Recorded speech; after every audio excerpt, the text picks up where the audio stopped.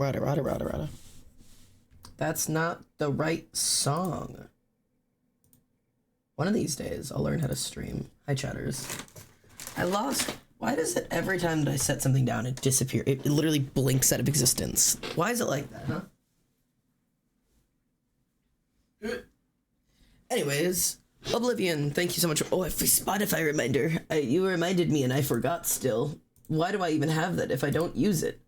Thank you for the Spotify reminder and congratulations on getting first and for convincing me to even stream today because I almost did not because I nearly forgot that I'm supposed to do that.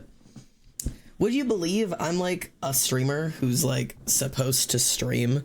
It's kind of a cringe idea. Who even streams anymore? Who does that? That's cringe. Hey yo, 3 stream streak. Thanks, Chasing. How am I? I'm fine. That's probably not the best answer. I've been working on the computer since about noon today. So it's been 8.5 hours of working on things. Which is really an event. This music is probably far too loud for you guys. But yeah, I was working on a project, the God of War project, and then I was working on lore, and now I'm in a stream, and I think I'm just gonna work on writing. I could like play an actual game today, but I just don't know if I have the heart for that. You know what I mean? I don't know and I don't know. Hello everybody, my name is Alexander and welcome home. How are we, my dearest friends? I'm gonna adjust that. Hi. I could play like an actual like real game today, but I don't know if I have the thought process to do so. And Oblivion said I could just do anything on stream. I mean, which is proven to be true. I have had 2 separate streams where I haven't had said a single word before, but usually those are for the bit and chat stays and has fun because it's for the bit. It's like a specialized bit.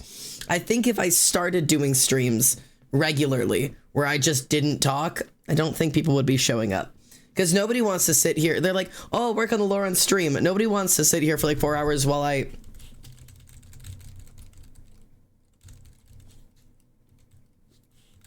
That's just not what you're here for, you know? Check your email. Why would I check my email?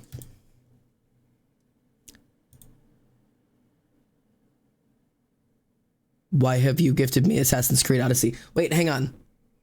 Hang on. Hang on. Hang on.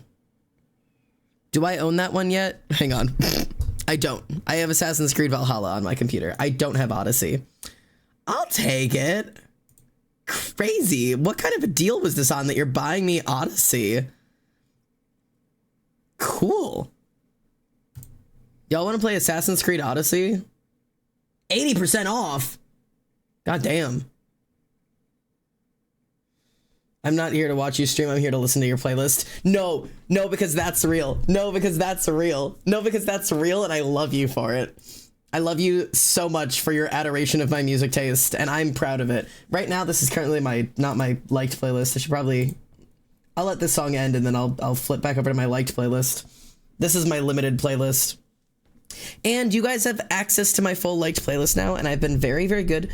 I've been very, very well behaved in that every time I like new music to add to my liked playlist, I've been adding it to the all of Xander's music playlist as well, so you guys can see as my music grows. Because sometimes I have songs that I listen to in playlists or listen to like regularly that haven't been added into my liked playlist yet because they haven't earned their spot, and then they earn their spot, and I'm like, now you're part of the family. You know what I mean? They get like an upgrade. Also, if you see me chewing or whipping things around today, I have been like double fisting the fidget toys today because I'm so fidgety because I've been sitting at my computer literally working all day. And I don't have any other plans for today unless you guys want to stop everything and go play Assassin's Creed Valhalla, but or not Valhalla, Odyssey, but I'd have to go download that. Plus, I'd like to finish God of War before I start another huge one. Although I know we just finished God of War, but we have to like finish it. And also there's a scene that we haven't gotten yet. We'll get to the end. But I don't know if there's anything else I was saying. You got that job. Yo, Pio's got a job. Let's go. That's huge. Congratulations, by the way. I don't know if I've gotten that job yet. Adam didn't contact me this week, so I'm gonna contact him. I'm gonna reach out to him. Probably gonna send an email on Monday. I'll touch base with him to see if he thinks I got the job. Be like, hey, Pookie. Hi, could I maybe have that job? Maybe. We'll see. We'll see. Oh yeah, I was gonna sleep with my switch over my playlists. All right. Oh, it's Hosier. Pookie. Okay. Email him just like, hey, when do I didn't get a start date. Can you drop the start date? I'm really torn because I know I should want this job, and I do want this job because the environment seems so great. But also I'm just not sure if I really want to do a full-time job right now, and it would make everything else in my life a little bit harder. So I'm really dancing back and forth between what I want right now, and I have a lot of privileges with staying at home while working. So I'm letting my God and my universe and my path take me where I'm meant to be. If I'm meant to have this job, I will get this job. If I'm not meant to have that right now, I will stay doing virtual right now, and we will trust where the earth takes me. If I'm offered the job, I'll accept it as long as it pays more than my current job. That's like my one caveat. It has to pay like $18 or more. Like, absolutely. I'm hoping they'll swing for the 20. I'm hoping. Fingers crossed I can get him to do 20 an hour. Because, like, I would like to be making $20 an hour. That'd be really nice. Anyways, it's been a long time since I've done, like, a writing stream. I'd like to be making anything an hour. Yeah. Did you get the job, Defo? No, I have not heard back yet. So right now I'm waiting. The interview went really well. It was a really, really good interview. As of right now, though, I have not heard back from Adam. So I'm hanging out and I'm waiting in job limbo right now. I currently have my current job and I have a possible job. So like, if I get accepted or not. So we'll see. We'll see how it ends up. There's also a tattoo shop nearby that is going to be opening up a spot soon. So I might go to apply to them, just be like, hey, you look taking apprentices. And maybe if they say they are, I keep my virtual job and start an apprenticeship. I don't know. All I know right now is that like I need money more than I need a job that I like. And that's like, this is the first time in my life where that's been true. I've always lived like exactly within my means. Like I'm somebody who like, I have a tendency to make sure that I'm living exactly within the means that I currently have access to living in, which means when I needed to save money, I spent less money. And when I didn't need to be saving money, I was allowed to spend money to the point that I never build up much of a savings. The most I've ever had in savings was because of TikTok. And I got like 5K in savings. And like, that was it. Like, that is all I had. Everything else is like a constant inflow outflow. If I'm making bonuses at work, I'm spending more. I'm going to more concerts. I'm buying, clothes that are going to be like gender affirming. Hello, Rinichi. Thank you for the raid. My name is Xander. Welcome home. Thank you for trusting your community with my community. I'll do my best to take good care of them. Oh, I wonder if you play a little thingy. I don't know if you will.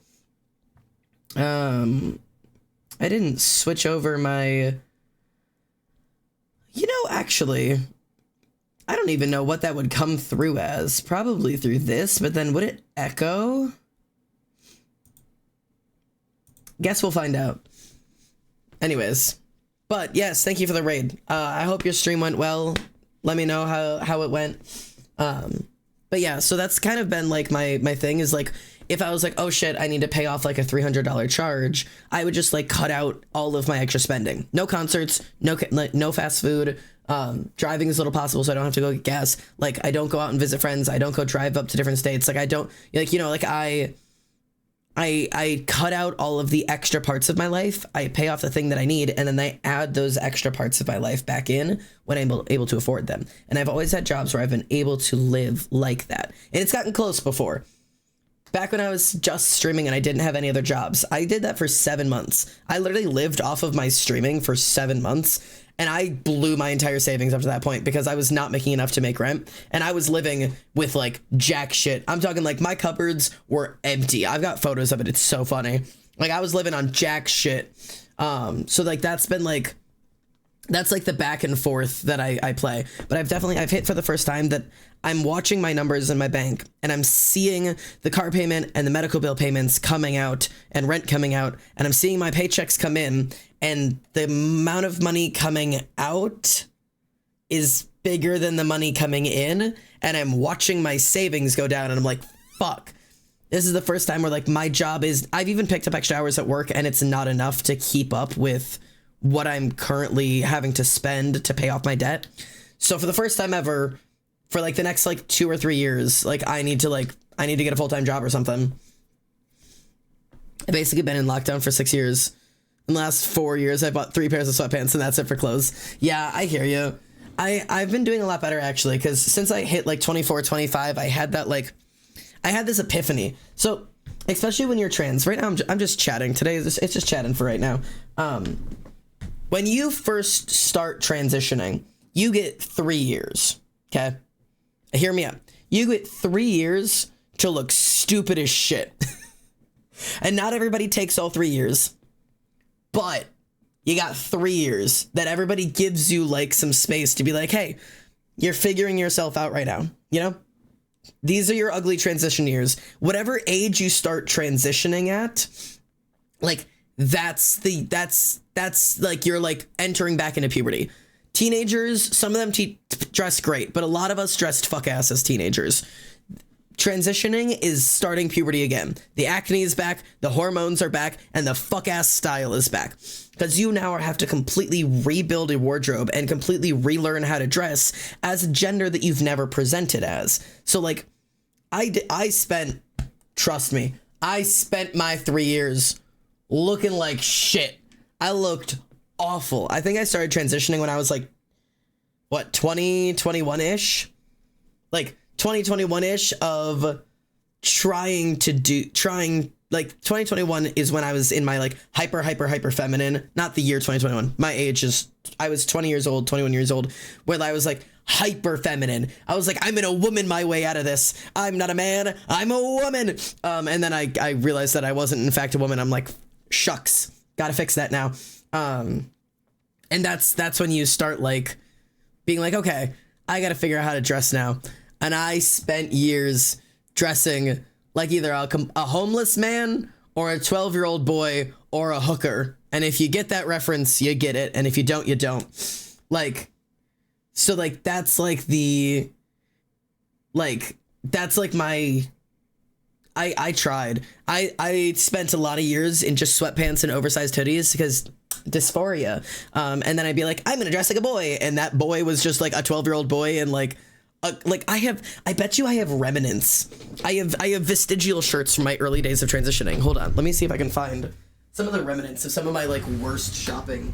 Yeah. Oh yeah. Like these things. These bad boys. Hold on.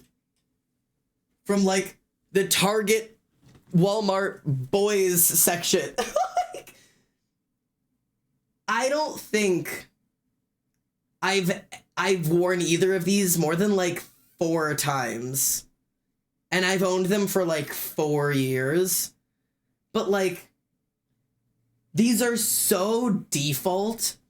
Sorry, my microphone's over there. These are so default. Yeah, 18-year-old summer vacay tees. Like, these are Sims clothings. These are Sims shirts. This is I would put this on my Sim. Like, hello? They're not ugly. There's just no effort here. Default ass clothing. Also, don't comment on like, Xander, you don't look any better right now. These are my pajamas. I sleep in this. It's covered in bleach stains. Look at the bleach stains on that fucker. These are my PJs. I did not get dressed for stream today. Like, I don't know if I have any other, like, I know I have other default shirts, but like, those are the best example of just, oh, I have to close my closet. Can we not be listening to Sean Lennon right now? What's happening right now? Hang on. Let me out of here. We can't be listening to this. No! No! Okay, put me on some regular ass music, please. Okay. Sorry. Anyways, so those are just some very silly like it's just default ass clothing. And then 3 years into transitioning is when you start to go, hey, I've been dressing like an absolute fucking loser for 3 years. Maybe I should like buy real clothes that aren't sweatpants, and that includes joggers. Every trans man goes through the goddamn phase where the only shit he wears is board shorts and joggers, and that's it. And I get it. Stop it. Buy a pair of jeans, please. Like, it took me so long to like wear jeans again, and I avoided them for so long because I'm also like, I'm on the TISM spec, and so like I've got like sensory issues around jeans. But like when I was a teenager, I wore like paint them on kind of skinny jeans. Like I was fighting to get it over my heel because the ankle was this big around kind of skinny jeans. Like I really wore the skinny ones. But I'm not comfortable with them anymore, especially because like I'm fat now. So like A, it doesn't look as good, but B, well, that's not true. It doesn't look the way it used to. Correction. But also it doesn't stay up the way I used to. Like it doesn't, like, cause like I move around and my ass is like, whoa, and I'm like, whoa. So I can't do that anymore. So like now I've been very big into big pant. I'm very big pant, big shirt, or big pant, little shirt. Belt. Okay. Belts are also new for me. Belts are also a new concept for me. I have recently developed the desire to wear belts. I literally didn't own a belt for so many years, and I had a job where belts were a required part of the uniform, and they required that you wear a belt unless your work pants, like the work slacks that you wore, didn't have belt loops. And I literally cut the belt loops off of my slacks so that I wouldn't have to wear a belt because I hated belts. So like that was my hatred, but I'm recovered from my belt hatred now, so I'm incorporating those into my clothes. Right now, my favorite belt is I have a seat belt, like a car seat belt buckle belt, and I'm really a fan of that one. That one's very fun to wear. I've been wearing that one to concerts a lot. I'm trying to get more fun ones, but I just like, I can't stand boring clothes, so like I have to do fun ones. We should do like dress up, like what do you call it? Like dress to impress with my wardrobe on stream. Xander live dress to impress. That sounds like a fun stream. So Emily comes in and picks clothes for me, or I'll pick several options and then we'll pull and chat gets to pick which ones I put on. Those sound like that sounds like a fun thing to do. I have a lot of clothes that make some really interesting outfits, but I just don't experiment a whole lot. But like I can slip into like damn near a 3-piece suit and or like some like rave clothing that like barely covers my anything. That's part of the reason I couldn't do it on Twitch, is that like some of the options would show my bare chest, and Twitch does not allow that. I sat on a video call with a trans girl friend of mine who had been given loads of clothes and didn't understand half of them worked. So we did a fashion show for as long as her sensors would take it. No, genuinely, women's clothes, a nightmare. But also like learning to dress like a guy and not look awful is a game. It is a game. Like, cause like as a trans man, as a demi boy who likes to still experience my femininity, but wants to be perceived generally male in most scenarios, I definitely fuck around and find out quite a few times. I like wearing skirts, I like wearing dresses, I like wearing crop tops, like I do all of those. But like buying male shaped clothing, I literally can't shop in men's sections because their clothing's fucking ugly. Like it's so tiring. Everything is every male outfit ever is shitty box t-shirt pant. And that pant is either a jean, a jogger, a khaki, it doesn't matter. Doesn't matter. It's all the same fucking shit. And to do anything outside of that is like experimental and weird and different. I'm sorry, I want to slip into a pair of fucking corduroys and like a crop top. Oh, God forbid. Like, yeah.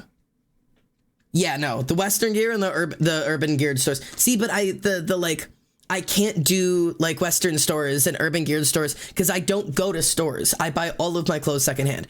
I have not bought a piece of clothing that was not secondhand in years. Like, years. Like, the only thing that is an exception to that is clothing that I bought for an event that I bought off of Amazon because I literally needed it that day and I had to get the exact piece. How does one look interesting and also mask? And the thing is, I hate that the answer to that for most people is layer. Looking mask and looking interesting is all about layering. You need to wear a t-shirt and then a long sleeve underneath it and then a vest over that and then a scarf around you and then I have sensory issues, number one. And number two, I'm on testosterone. Do you know how much I sweat all of the time? I will wear short sleeve shirts out in 30-degree weather and be completely fine. Now, I'm not good at dealing with the cold. Like if it's like 10 degrees outside, I'm going to be bitching and moaning and shivering. I do awful with the cold. But I sweat in every weather. Every weather. I am constantly sweating. If I move around at all, if I get up and walk across a room, my pores are like it's awful. So like it's really just an experience. But my best bets for looking interesting and looking masculine have been not have to. There are no have tos in fashion. But if you want to look interesting and masculine, big pant, big straight leg or flare cut pant. Because that's going to that's going to cut out a lot of the shape that you're trying to get rid of. The hips, the thigh curves, all of that doesn't exist if you got big pant. Boot cut jeans, exactly.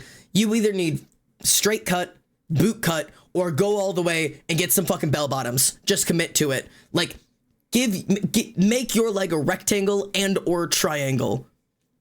I don't have Jinko jeans, but I have these. Which I wore them in front of my mother, and she was like, those look like Jinko jeans. Where are my pants? Oh, I forgot they're in the fucking dirty laundry. They're in the dirty laundry because I was shoveling snow in them, and so they're covered in salt. But I have these, which are like, they're so wrinkly. Yeah, they need to be washed, obviously. Fuck it. I'm putting an outfit on. Ready? Okay. You can't see me now, but I still step off of camera to change my pants.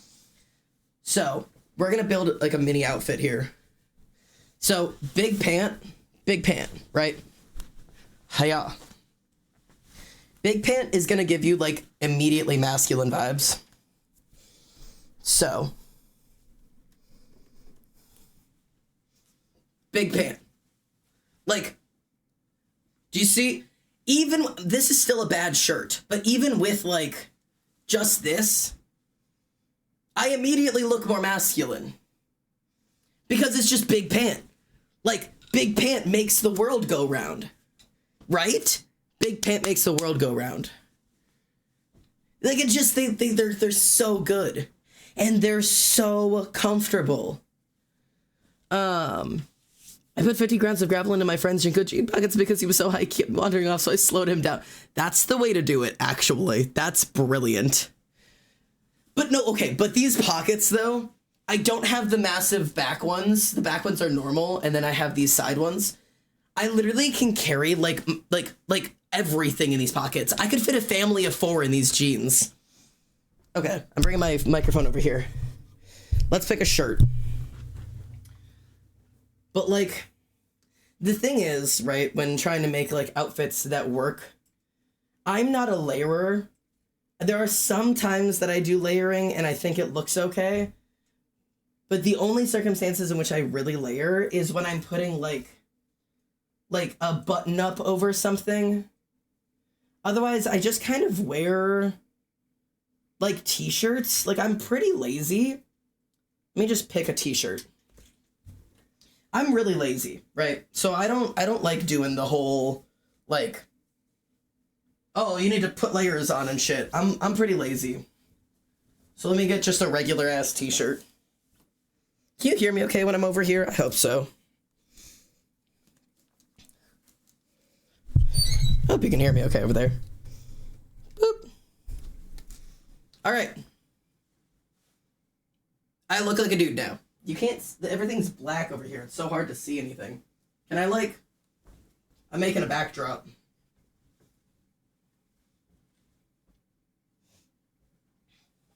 Bet. Okay. Ta-da, I look like a guy. Like, this is easy, right? This is the easy part, right? That's a fit. This is a fit. This is a fit. Like, do you like my socks are cats, so they have little paws on the bottom and little like I got cat socks on. Anyways, so these, right? What is Reese saying? In theory, big pant beloved, but they makes my leg cold. Yeah, slip some leggings underneath them. That's brilliant. Boiling is such a wing growing. The pockets are so big. Yeah, that's where all the men hide their audacity. Okay. Now, the important part, what's in here? Hello. There's something in these, there's several things in these pants. Hello. Oh.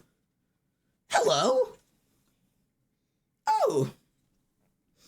This is a talisman I got at the last concert I was at. And a sticker. And a quarter. There's a lot of things happening right now. There's just a whole lot happening right now. Are there other things in these pockets? I'm glad I put these on before I washed them. Oh, yeah, there's earplugs. God, I forgot I wore these to a concert. Okay, that's all of them. Okay, now the important part of the outfit comes next. Ready? Let me...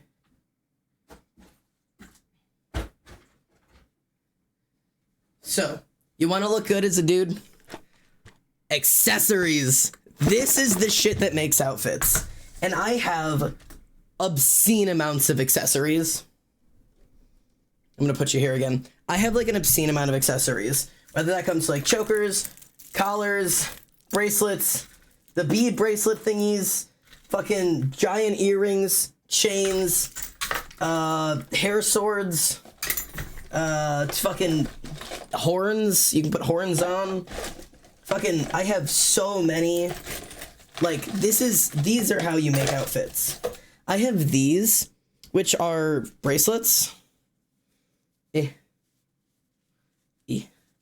Right? Wait.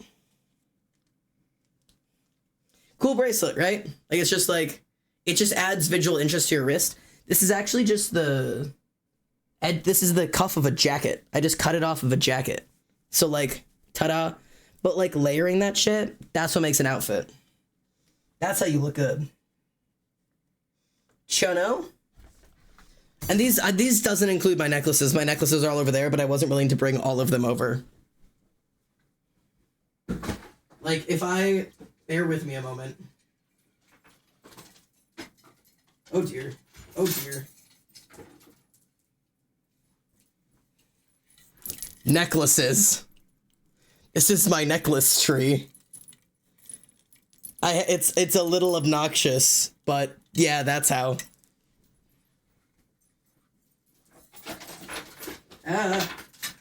Anyways.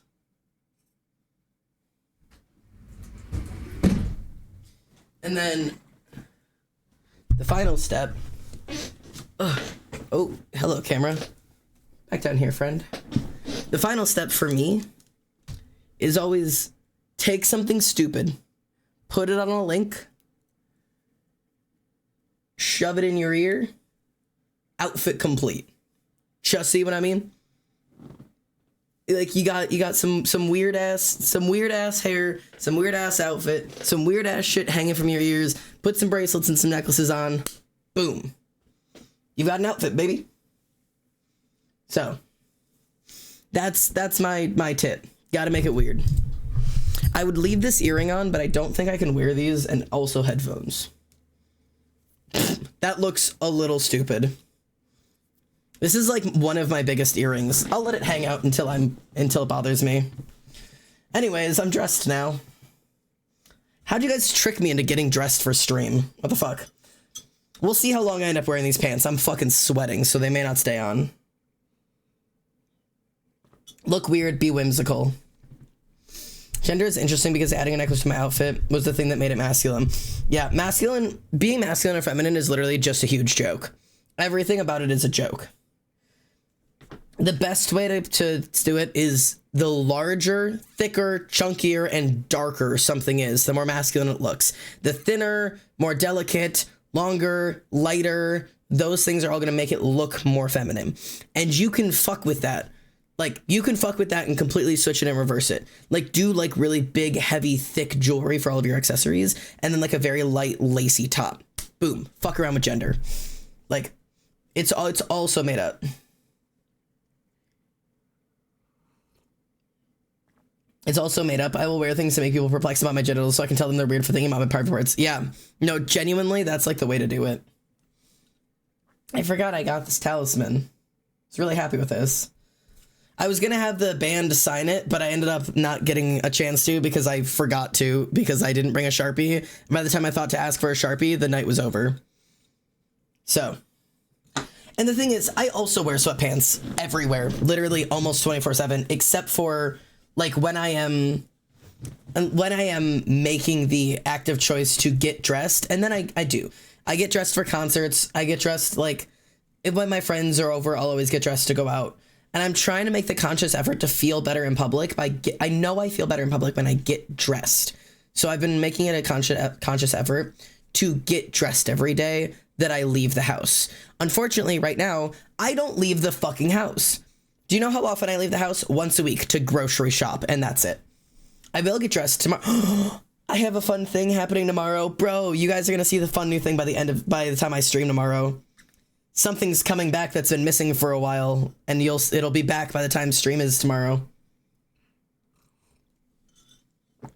I'm very excited. I'm going out for the return of a long lost friend. Woo. Camera, focus. Anyways, spouse is in charge of shopping. I can go weeks without leaving the property because people won't get vaccinated and it's a danger for me to leave. Yeah, I'm very strict about masking because I am high risk. And I'm sick pretty often, which you guys see here.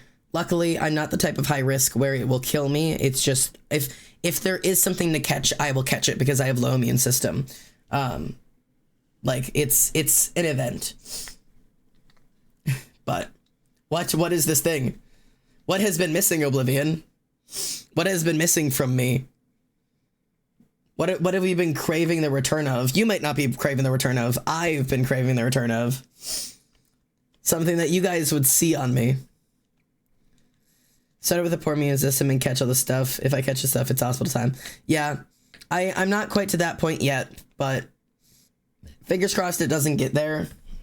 I've been very concerned that it will, because if I catch it, I get sick has gotten progressively worse as I get older. Kind of like all of the joint issues have gotten worse. But according to all the doctors, they don't know what's wrong with me. So, I don't know. We'll live with it. What is this thing? Gives all of you some of my epic immune system. Late 30s, looking at 40s has gotten wild. Yeah, I'm late 20s now, looking at 30s. I'm not late 20s. I'm like late mid 20s. I'm 26, whatever. Crown? No, it's not the crown. The crown's right here. It's been a long time. It's been a long time. It's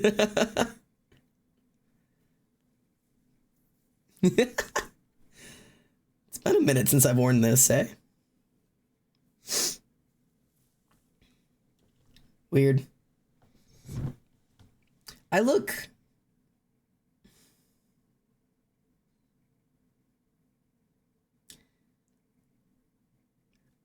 different. It's been a long time since I've worn this, and I look different. I haven't, like, looked at myself wearing the crown in a really long time. 'Cause, like, I look more masculine because it's been a while, but also, like, I look older. Like I genuinely like physically look older. That's weird. I don't know what it is, and I feel like I should. You could. You might know what it is. Grew up on a farm and drank water out of 40-year-old pipes, and I guess I just got a stat buff. It's come to my attention I'm actually the elder echelon of gender nonconforming queerness because I was born mid-AIDS crisis. Yeah, you are the elders. You are the queer elders. I hate dirt and sand for fun. My immune system is titanium. See, okay. That's the thing. And Mixed Venus is saying the same shit.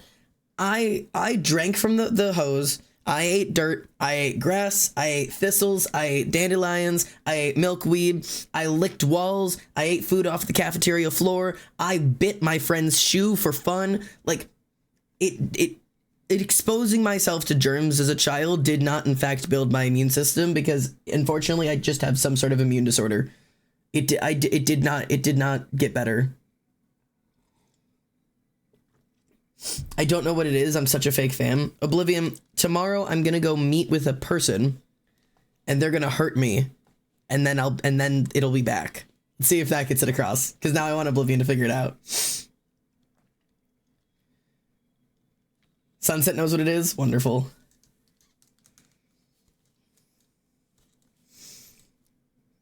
Oh, wait, I love this song. Hang on. I'm starting the song over. It's one of my favorites. I don't think I'm going to keep the crown on, unironically. I would, but I just... having it on is just too much effort.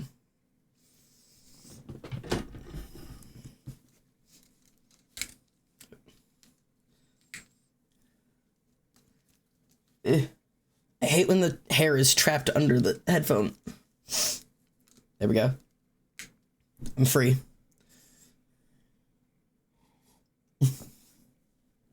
I just watched Oblivion go, oh. You figured it out. Brilliant. There you go. I'm so excited. I'm also going to talk to him about some new ones, so we'll see. We'll see. For anybody who's confused now that Oblivion has gotten it, I'm going to go get my bridge re-pierced tomorrow, and I'm going to talk to him about, I want to do my seconds, possibly a conch, and some helixes. So I'm going to see what his pricing is going to be. I won't be getting all of those done tomorrow, but I'm going to see what his pricing will be. My car around a tree for you to make you feel me bleed, my love. Oh, I wrapped my car around a tree to prove that I am driving under the influence of you.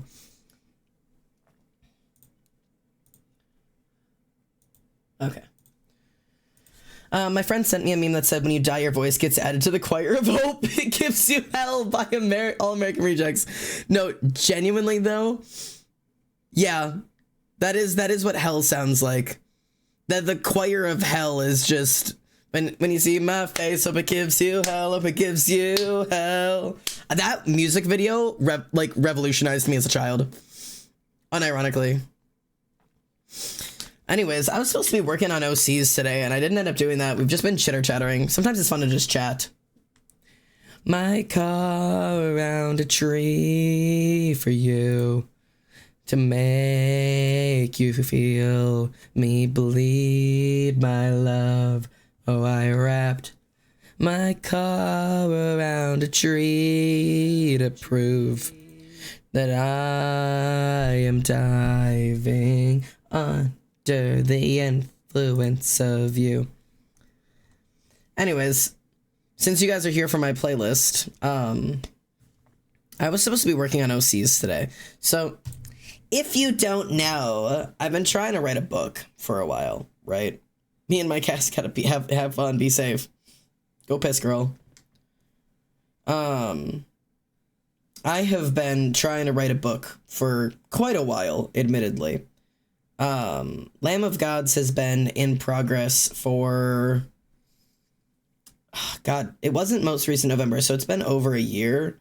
I'd say it's probably been like a year a year plus, well, okay, so like, it's, I don't know if it actually counts as like a year since last November. What month is it? So it'd be like a year and 3 months, except it's longer than that because I originally started planning the book, the NaNoWriMo, before that. So it was in like the planning stage for like, it was in the planning stage for like a year. And then it's been in the writing stage for like a year and 3 months.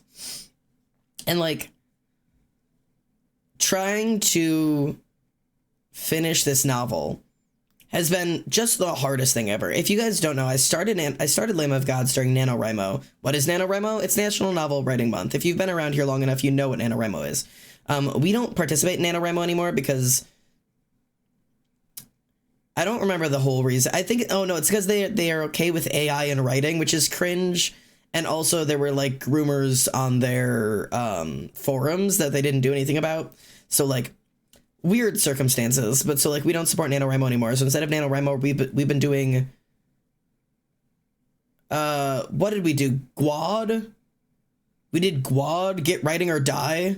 I think that was what we did last year. And it didn't go great, but it was our first year trying it, so it'll grow as we go. Disciples of GWOD. It was very minimal participation last year, and that includes, for me, guilty as charged. It was a rough one. It's okay. You've got like 8 more months to prepare for GWOD. But like,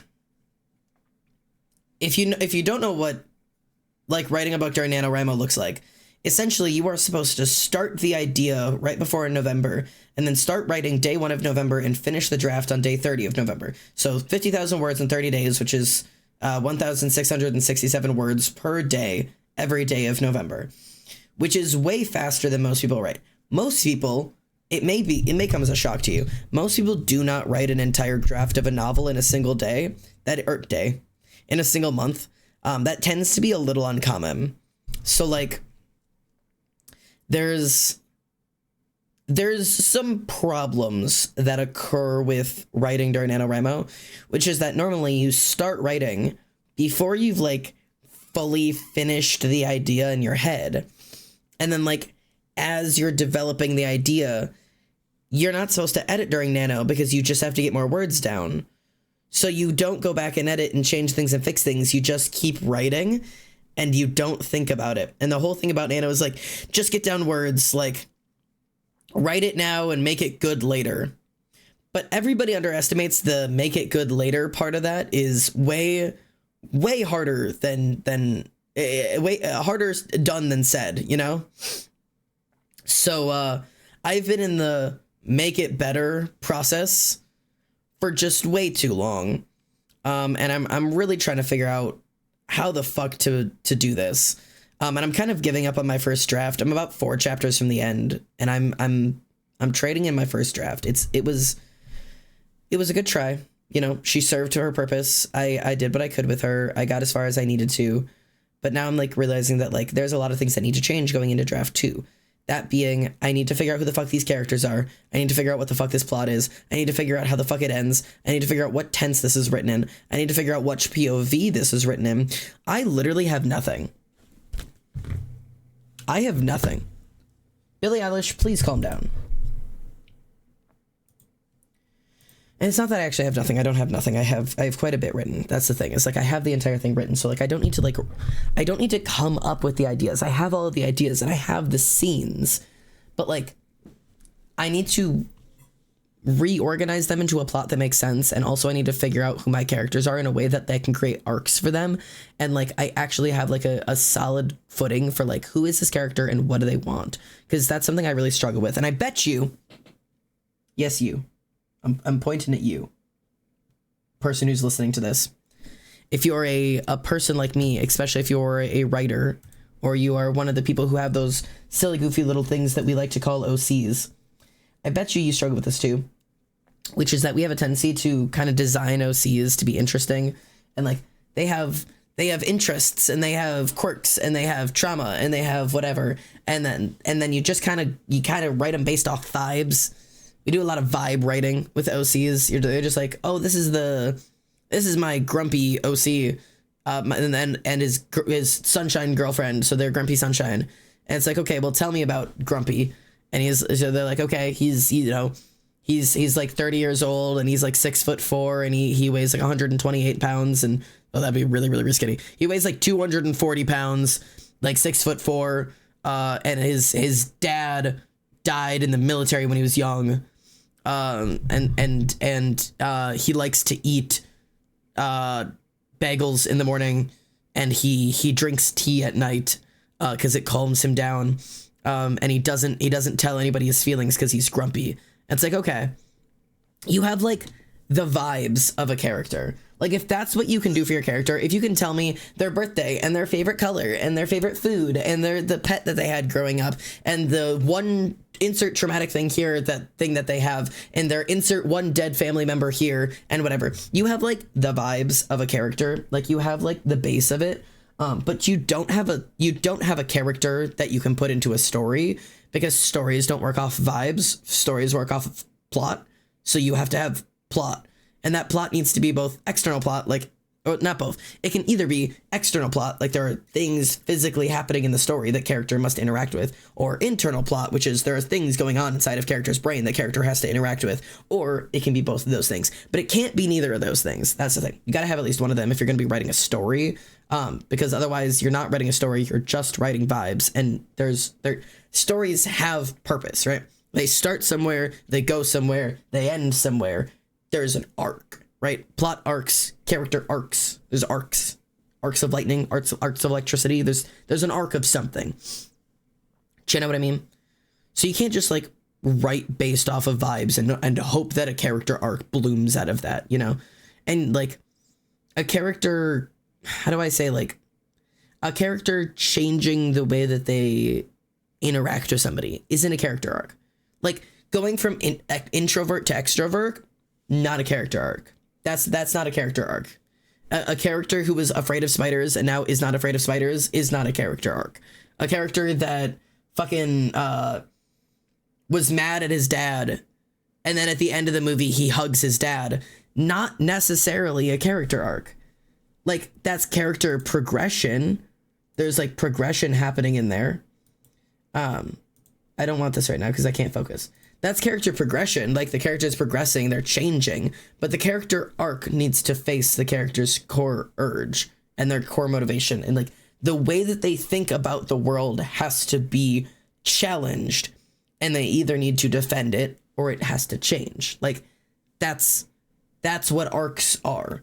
And you can have static characters. Not every character needs to have an arc. You can have plot arcs, and like the character stays steadfast in who they are all the way through the story. I'd like to be very clear that static characters and non-character arc-based characters are not worse characters or less interesting characters just because they don't go through a character arc. As long as they still have character progression, that's fine. As long as the plot is arcing and they're following along with the plot, that's valid enough.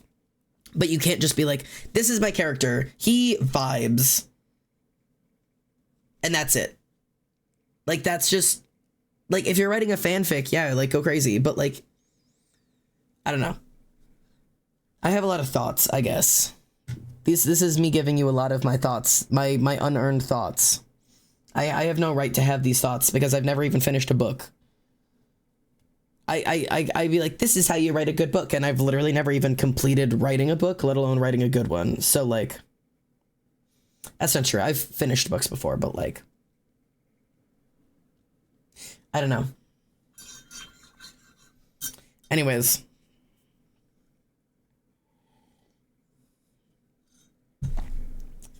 Yeah, those are some of my thoughts. Meanwhile, me and my friend from 4 years ago AUing our warrior cats into humanoids in various situations. And that's fanfic. You're making fanfic of your own OCs, and that's fun. Like, alternate universes and humanoiding them and putting them in alternate situations. Like, those are just silly, goofy, like, fun things to do with OCs. And sometimes those are really fun explorative writing. So, like, that's super valid. But, like, I need these socks off. My feet are cold, but the rest of me is warm. I'm letting my feet out. Okay. I have theoretical story ideas. I just gotta put them on paper. Yeah. The dogs are free now, and you will not get them. No free dog for you. I wonder. I just want to see if this actually blocks my hearing.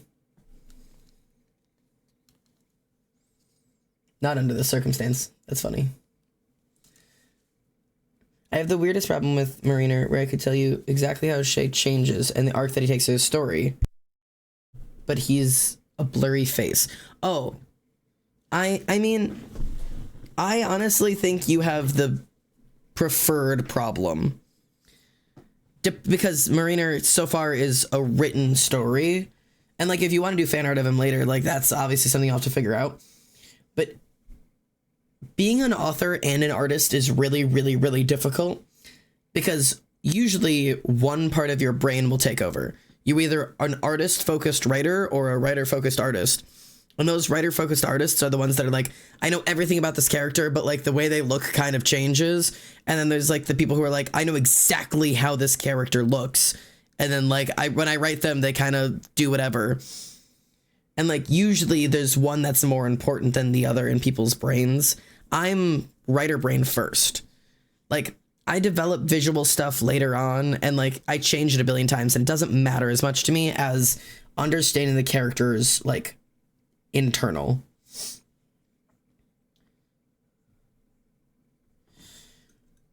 I gotta stop talking so much. I say in a just chatting stream. I've been nonstop talking for an hour.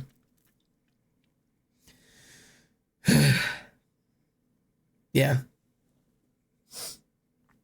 I don't know where I am.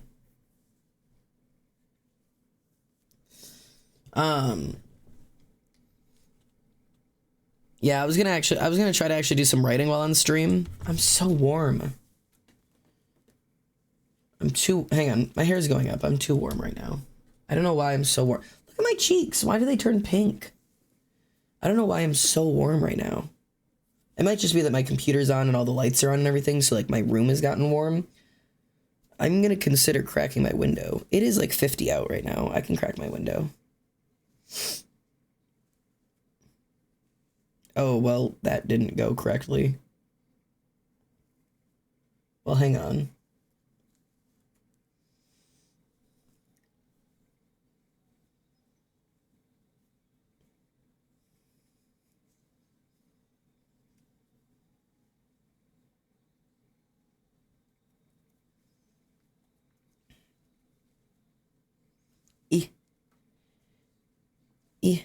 Okay. Ouch.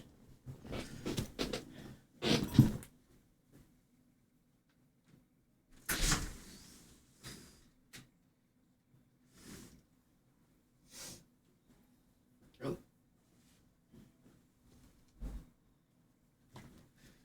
All right.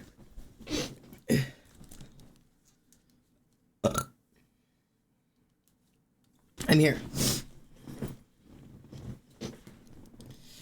Anyways, hi Tommy. God, fresh air. I might crack this because I know the cat wants fresh air. We'll see if that stays open and if he bursts in. Yeah, welcome to us. I heard it so hard I forgot what existing was, but I'm here. Oh, I don't know if... There he is. Hey, kid. Come here. Hi.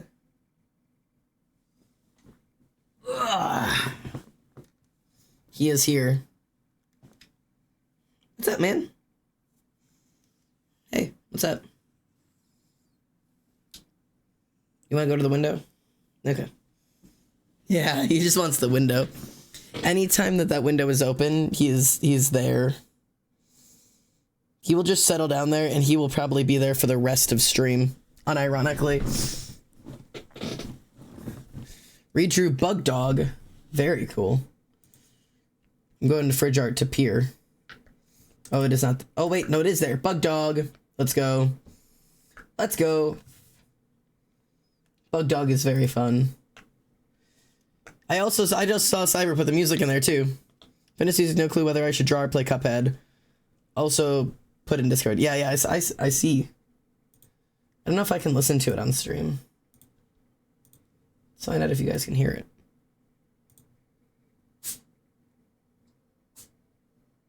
Excuse you, Apollo.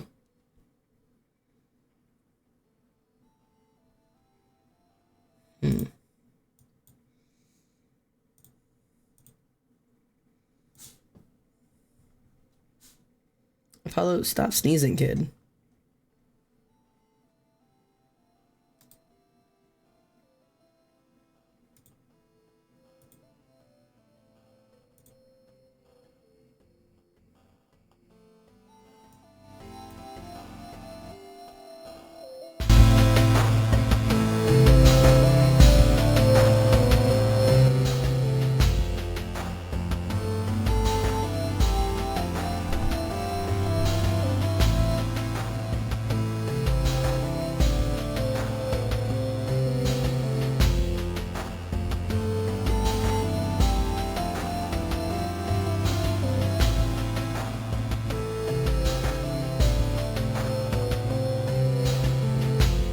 Bro.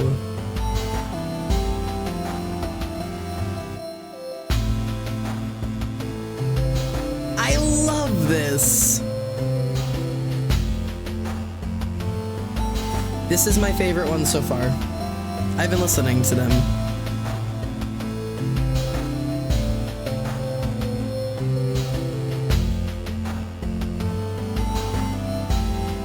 This makes my brain feel good.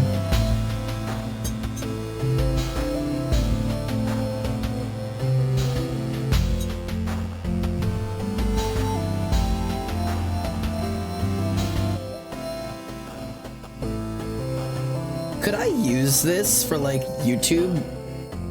Like, I've wanted something similar to this for like YouTube outros and stuff, and I can never find anything like this that I like, and this is just exactly inside of my brain. I would eat this. I would put this in my mouth and eat it. Obviously, I'll give you credit wherever credit is due, as in like wherever you would want me to give credit to, but that music eats, unironically. That's good shit. That's good shit. Xander approved for sure. Beanin'. Scratches my beanin'. He is settled in. Alright. I was supposed to be writing today, but I didn't end up doing any writing yet. I've just been talking for the past hour. I have to stop. This is supposed to be a poppet. This is for chewing on, and I keep chewing on the poppet. I need to not chew on the poppet. It's just like, I wish this was as soft as this is. Because this is like really hard bite silicone. But like, I don't know, man. I like chewing on the poppet. I don't remember where I got this. Oh, no, I remember where I got this. I think this is the one I took from a Barnes & Noble. Bought from a Barnes & Noble. Purchased with money from a Barnes & Noble. Anyways. Do I want to talk about characters? Do I want to talk about OCs, or do you want me to just quietly work on them and you can just listen to my music? It really depends on where your brains are. Cause like, don't put it in quotes. I purchased it, I promise.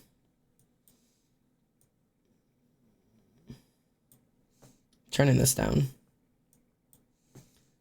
I don't know whatever the price. Okay. Hey Kenny. And hey King. Yeah, so I've had... Oh, hi, cat. You can come up. Come on. You have to do the jump yourself. I'm not picking you up. Come on. There you go. Good job. Hi, kid.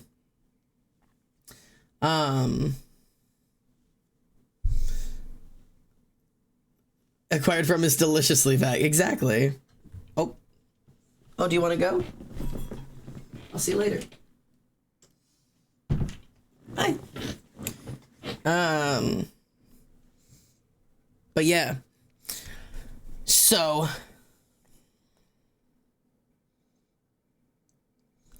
So the thing I'm working on for my characters right now, obviously, I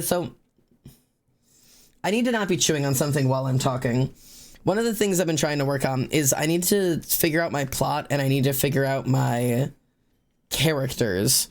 And one of the character sheets I'm working on is from Local Scriptman, which is the core urge. And that's the thing that I want to figure out right now is the urge. Now, like, when you're thinking about OCs and characters and stuff, every character that you have is going to have or should have a core urge. If you're going to be writing a good character, they should have a core urge, right? And the core urge is what they have come to believe is the way that they must survive in life.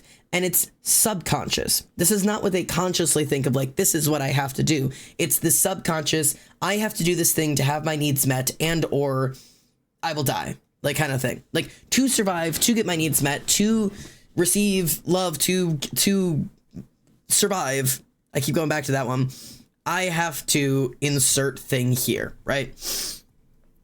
And the way you do that is you work through your character's thought processes like they're in therapy. Do you know what I mean? So like if you're it's really hard because like I try to work backwards from like the way that a character thinks and like adjust backwards because eventually you'll get to the point of backstory and then from there it's like that's like the core thing, right? So like if I'm thinking about like Sawyer. See, I don't think I've done enough work on Sawyer, Kanan Sawyer yet for me to like do that out loud. Okay, let's do Jason Embry. Since you guys will never read that book, I can spoil everything about Jason Embry. Okay, so let's use Embry as an example, right? Embry is I haven't done this with Embry yet, so I'm gonna be like thinking this through out loud with you. Embry is somebody who, like, the way that they get through life is oh, see, and this is hard. I'm trying to like work backwards because I know like the little things about them.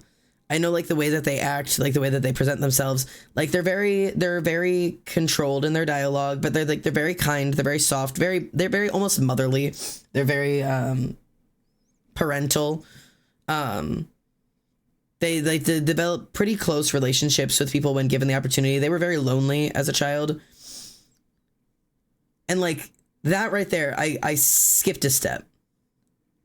They are very kind and friendly and patient and caring to children. Why? Because they were lonely as a child. Like I'm missing the step, and the step is the urge, right? I'm dropping stuff. Because when you have to start talking about the past and events, that's backstory, right?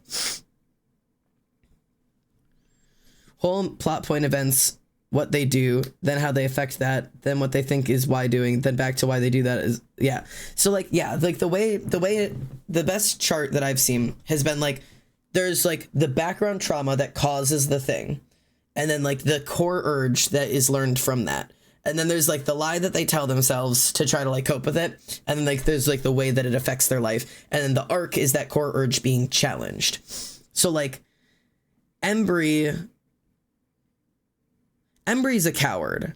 When I write Embry is written as a coward, and they are like under the impression that they are not capable of doing things themselves, like that they're not capable of handling situations by themselves, that they would have to like reach out to other people because they were always protected by like Omari and like Akikwe and like people in their childhood. They were very protected because they were abandoned. And the way that they received love and had their needs met and such was by adhering to the desires of the people around them, and then they were cared for. If they stayed very passive, very quiet, very like people pleasing, if they did the things that they were supposed to do, the people that were supposed to take care of them would take care of them. And if they didn't act out, or if they didn't act that way, they would not receive that same thing. So like cowards are undervalued in our obsession with heroism. Yeah. And Embry is not, the thing about Embry is like they're not truly a coward. Like, it's that they have a freeze response. When they are afraid, they are unable to act. And so they look up to the people around them as brave and look at themselves as a coward, because the people around them, like Omari, are equally afraid, but are capable of acting when they're afraid. Like, that's the difference for Embry. The big thing that Embry needed to learn was, I am capable of acting even when I'm afraid. And that's like the thing they have to learn. Cause like their survive is, I can't act when I'm afraid. That would be like the core of who they are, is like, is their freeze response is, if I am afraid, I cannot act or I will be hurt. You know, like it's bad things will happen. Like, I'm afraid for good reason. If I try to act, I will be hurt, and thus I will not. So that's what's faced, and they have to like unlearn, right? So that's like the process I'm trying to go through with Azazel and Zadkiel and Myra and Othello and everybody in Lamb of Gods, right? That's what I'm like trying to like work through in the development of these characters. And because there's so few people here in general on these late nights, I don't mind talking a little bit about these characters, because also then I'm hoping that you guys will be interested enough in this book by the time that I publish it that maybe you'll buy a copy, which is definitely at least another year away. So Azazel, the thing with Azazel is that the origin of their urge, right? The trauma that formed them doesn't look like trauma to most people. As someone with the freeze response is hitting a little too close to home, I hear you. I also have a tendency to get paralyzed. I am a little bit of I am not a freeze response though. Intrinsically, I am actually a run response. I am a flight. When it comes to fight, flight, or freeze, I can train myself to be in fight when other people are around, because I have learned that ability of like, because when I was younger, I had this like traumatic event. It's not actually a big deal, where me and a friend were facing off with a guy who was very, very agitated and had been doing some bad things. And he turned around on us with his hand up. And he didn't hit anybody, but the threat was there. And I learned my fight, flight, or freeze response in that moment, because I found out my friend is a freeze and I'm a flight. Because the second he turned around with his hand up, I fucking dipped. I was out. I was gone. I was like, whoop, gone. Right? And I learned it and I went, fuck, I don't like that, because there was someone else there that needed me and I left her there alone in front of him. So now if I am around other people, my instinct is fight. I have learned it since. So now if you see me at concerts, if you see me at like any large venues, if you see me out at Pride, if you see me at whatever, I have a fight instinct now because I am protective. But if it's just me, baby, I'm out of here. We were in like the big city and some fucking gunshots went off, because it does that. And we were at the beach, and so we like started running back for the car, and it was so funny to see everybody split of like, I turned back and like, come on guys, and one of our friends just like dipped, like completely outie. She was gone, left everybody behind. She was like, I'm out of here, like immediately. It's so funny. Like the difference between people is always so fun. I'm a freeze fawn and made it super intellectual. I don't have to fight because I'm huge. Everyone thinks I'm aggressive just because I have a vulva and am tall. Yeah. I think it depends on the context for me. I've learned I'm a very successful fight response when someone tries to get my personal space. If there's another person, it's fight, big dog, no man left behind. Yeah. I am a fight if I'm around other people. I'm a flight if I am by myself and believe I can get out. I am a fawn if it is family, friends, work environment. If I cannot run and I cannot fight, but it is a situation where I am panicking or feel unsafe, I fawn. Admittedly, I also, I think everybody does everything a little bit. Like work environments, I'm a fawn. I've discovered family environments, I'm a freeze. If two people are fighting my family, I will freeze and just hope that nobody sees me. Like I literally turn into like a deer. No, like a possum. Like I play dead. Like I just like, and do not move until the fight is over. I definitely do all of them, depending on the context.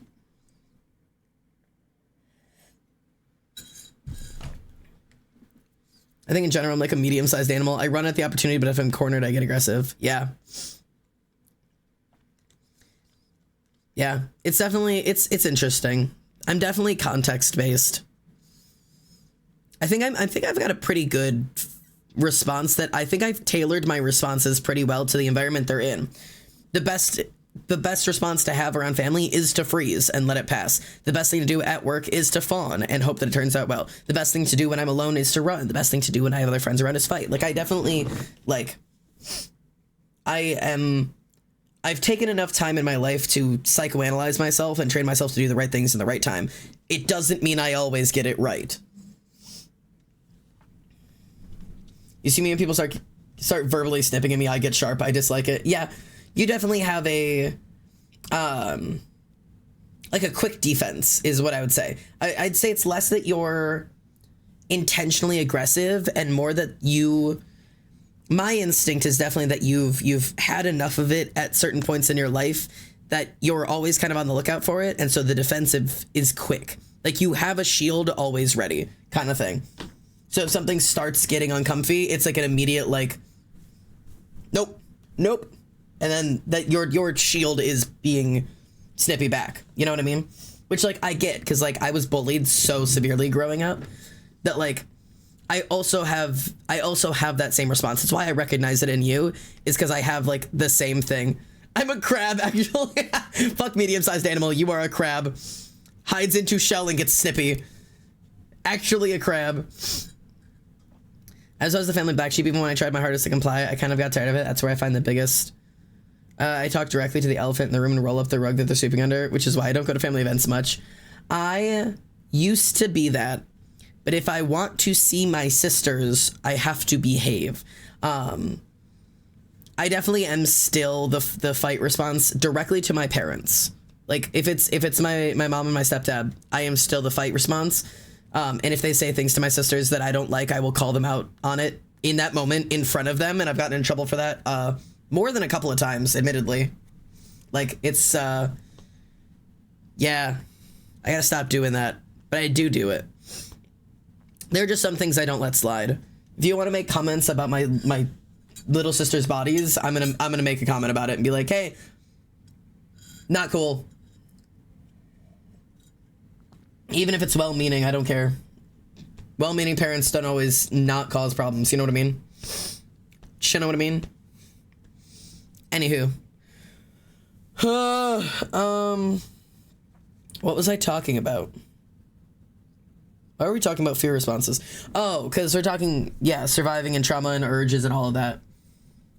I don't have siblings. My parents are old and miss me. I'm mostly tormented by my aunt and uncle and older cousins. My parents' age gap, so my mom's siblings are basically the same age as my dad. Oh yeah. Oh yeah. I have like a completely different age gap that like I call my mom's cousins my cousins because the age is so similar. I'm directly in between the age of my mom's cousins and the rest of my cousins. Like, I'm by far the oldest of all of my cousins by like a good, like, I'm trying to I think the closest to me is 4 years younger than I am. And the rest of them are like closer to like 6 to 8 years younger than I am. All the way down to like the youngest of them is like almost 10 years younger than me.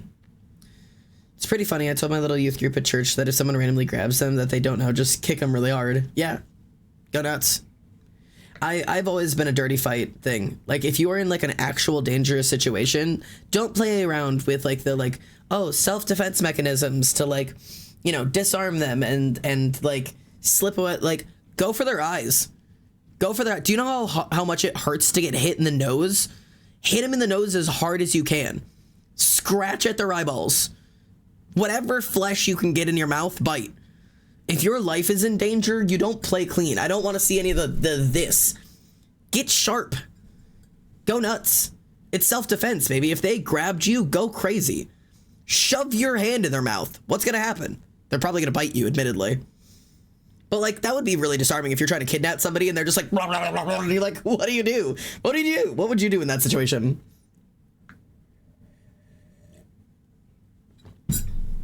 you know? Like if somebody grabs me and I just like inside of their mouth, like just like, what are they gonna do, huh? My dad's always had me grab whatever the hell I can and just try to kill them. I don't always recommend that. Never grab something that you are not 100% confident that you are more competent with than them, because otherwise you've armed them, not you. That's why you don't bring a knife to a fight unless you are certain you are better at using that knife than they are. Genuinely. Like, because otherwise they're going to take it from you and now you're not fighting a man, you're fighting a man with a knife. Like, problematic.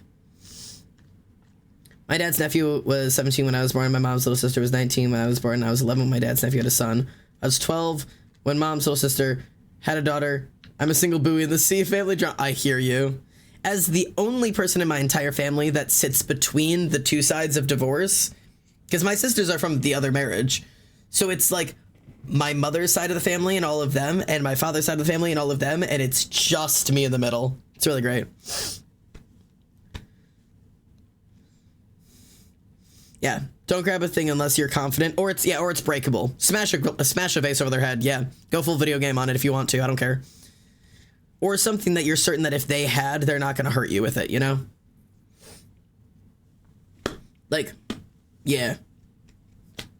I personally do carry a knife when I'm like door dashing, or like if I was doing like back when I did like deliveries from out walking. Like I personally do carry a knife, but like it's something that I am confident in my ability in handling.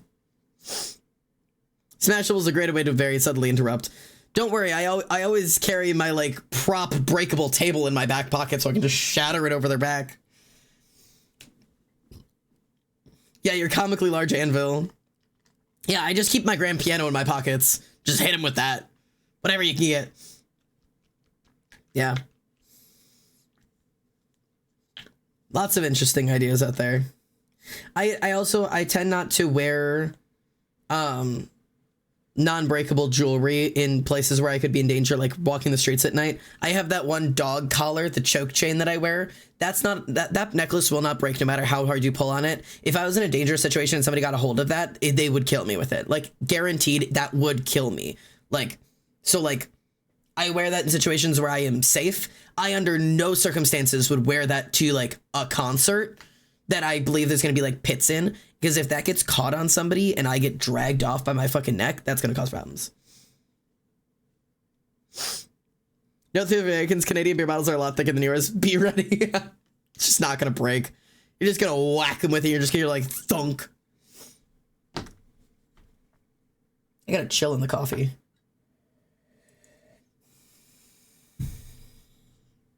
I also haven't had dinner, so that's why I'm hungry, so I'm drinking. Yours break if you drop them. Only if you drop them at like certain angles, they'll drop. I've never broken a beer bottle by dropping it, but like it's like sometimes if you drop it at like the wrong, like if you drop like a full bottle like bottom down, sometimes you'll crack the bottom off. It'll break. But they are a lot thinner. They are definitely breakable. But like if they're completely hollow and you throw them, yeah, you can shatter them. I remember shattering beer bottles in the driveway of my neighbor's house when I was younger and getting in fucking huge trouble for that. That was like that was my first like big getting in trouble incident. It was me and a friend got some beer bottles and went and shattered them in my neighbor's driveway and got in so much trouble. God, what a weird memory. You have to really work to break ours. If it comes to brawls, hit a lot harder than you think. Bro, but you got to be careful with that, because how hard you hit something, if it doesn't give way at all. I remember trying to break a TV I found in the woods with a baseball bat that I had. And I swung that baseball bat with like my whole body, because it was like it was a wooden, I think it was wooden. I think it was a wooden baseball bat. And it was like the box TVs. I can't remember the word for them right now. The full-size box TVs, not like the wood frame ones, but like the plastic frame ones. But instead of going for the plastic frame, I went for the screen, not knowing how thick that screen is. I was like, it's glass, it'll break. So I like wound up my whole body and swung this fucking wooden baseball bat at the front screen. Didn't even crack it, but I was certain I broke my hand. Like, I was like that. I just shattered every bone in my hands because it just hit and just like, that was it. Like that was like, it did not budge. Nothing happened. Not even a crack. It was actually crazy.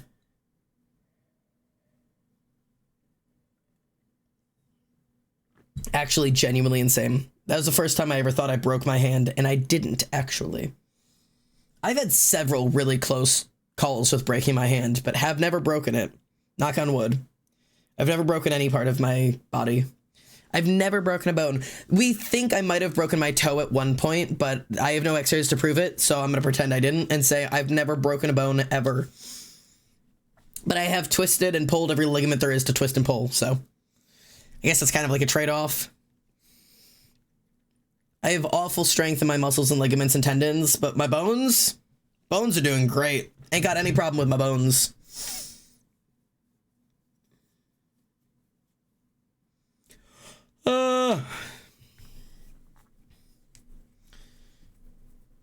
My brain is not functioning right now. I'm supposed to be thinking about my OCs, but I just can't think about my OCs right now. I could be working on drawing.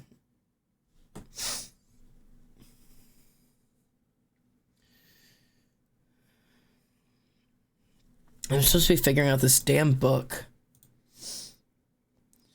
I just don't have any fucking... I've broken all of my fingers and toes between sports and farms. I've broken no bones. I've had a total of 7 knots on my head in a lifetime. No clue how I'm alive. That's wild. Love that for you. Reese is also a concussion baddie. Reese constantly do be having a concussion. I gotta figure out Azazel's bullshit. What is Azazel's urge? That's the thing. What is Azazel's, like, this is what I have to... I don't think I've ever had a concussion. There are parts of my life I do not remember, but in the parts that I do, I don't think I do. I've only had 4. That's still a significant number. Coming from somebody who's had none. I've lost a fingernail, but that's it. I've gone to the emergency room like 4 times ever in my life. I lost a fingernail. My throat closed up. I had a bloody nose for 4 hours. I think that's it.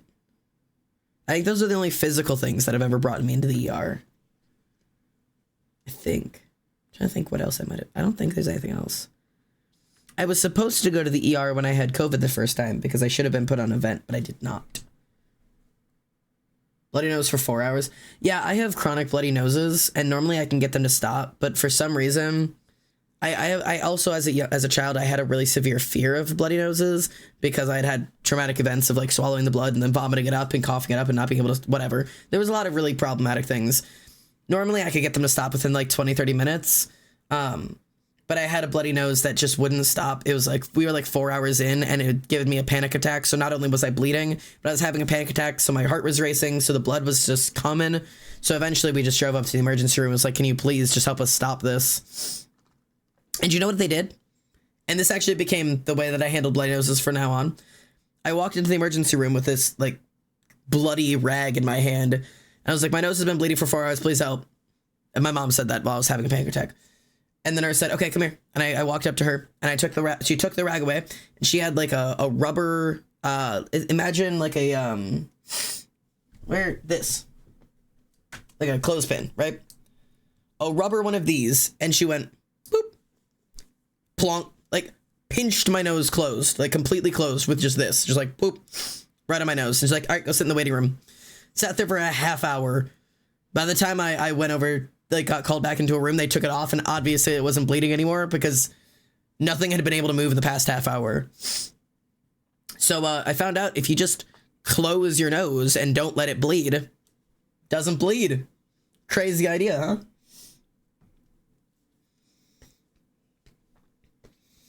I was all right on breaking bones until I fell and like sheared off a chunk of my hip ball. A couple years later, I got pneumonia and broke 4 ribs. Lord. Winter existing is enough for a baseline injury where I live. Yeah. What an event. Yeah. Lost a fingernail to a car door. And I've had like injuries that I probably could have gone in and like gotten stitches for. Like I've gashed open my arm, I gashed open the bottom of my foot. Like probably could have gotten stitches. I just never did. I just wrap it up and just move on. But I've never fractured or broken anything. I've had like bruised ribs, but that's about it. I really bruised my tailbone once. That one was bad. That one hurt so bad. Oh my god, tailbones suck. Never broke it, never fractured it, but I really, really, really hurt it. I could not sit right for weeks. I fell off a scooter. Really, really embarrassing moment. In gym class. I have 2 ER chips. Both were for macaroni trying to kill me. Wild. I'm very, very lucky I don't have any allergies like that. I do have allergies to grass and mosquitoes, but that's it. I have like, if a mosquito bites me, it like swells up to like the size of a baseball, which is really unpleasant. And then grass, I have a tactile allergy to. So like, I have never bare clothed gotten to like in like a t-shirt and shorts gotten to roll down a grass hill. Because I will be covered completely in hives. Anything that touches grass will be covered in hives. So the only time I've ever rolled down hills is in like the fall when I'm like wearing like full jacket and I'll tuck my hands inside my sleeves, pants, socks, hat, and then I can roll down the hill. Fall hills are my bestie. I cannot do summer hills. I cannot frolic in the grass. I can frolic. My feet don't really have as much of a reaction. So I can like walk barefoot in the grass. Bottoms of my feet don't have any reaction. The tops of my feet have very little. But yeah, the rest of it. I went to the ER twice for migraines and once for getting my skull bashed in. Yeah. Almost was trampled by a cow, but I ran faster than it. You outran the cow. You won. You won that event.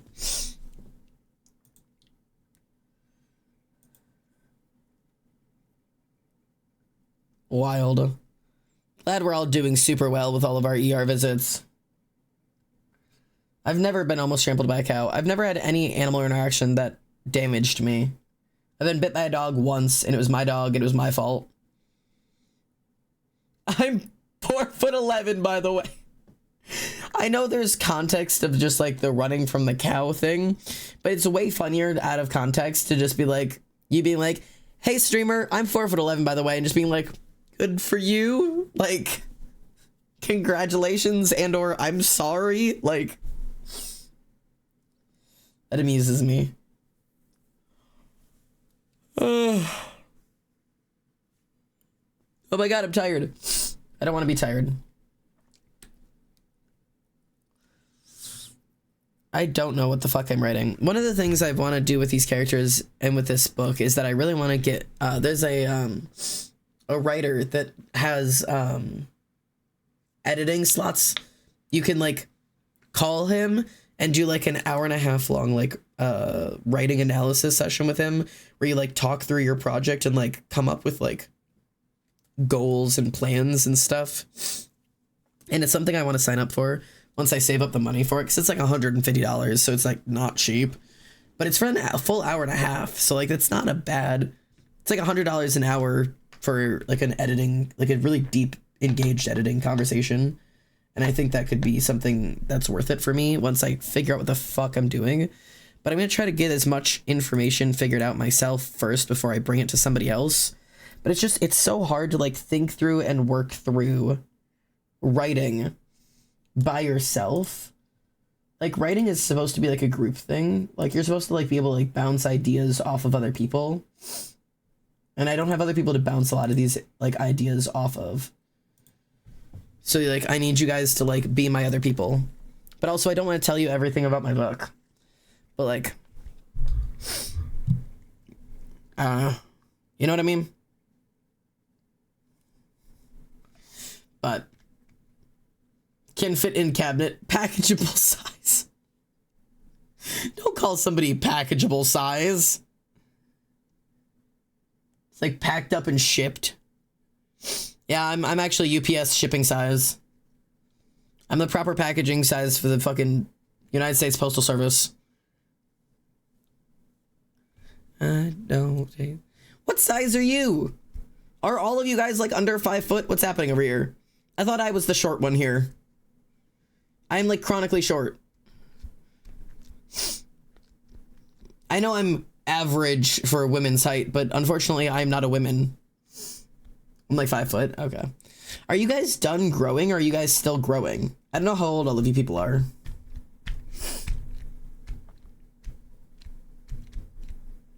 Just lost points in my game for a goal that happened when I wasn't even on the ice. What do you want me to do? I love that for you.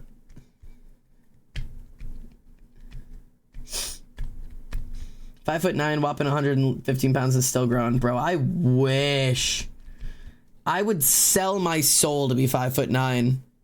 I would sell everything I have to be 5 foot 9. 150 points. Sorry, yeah. Every pound you have is a point and I'm winning. Let's be clear. I'm almost 23. I'm done growing. Okay.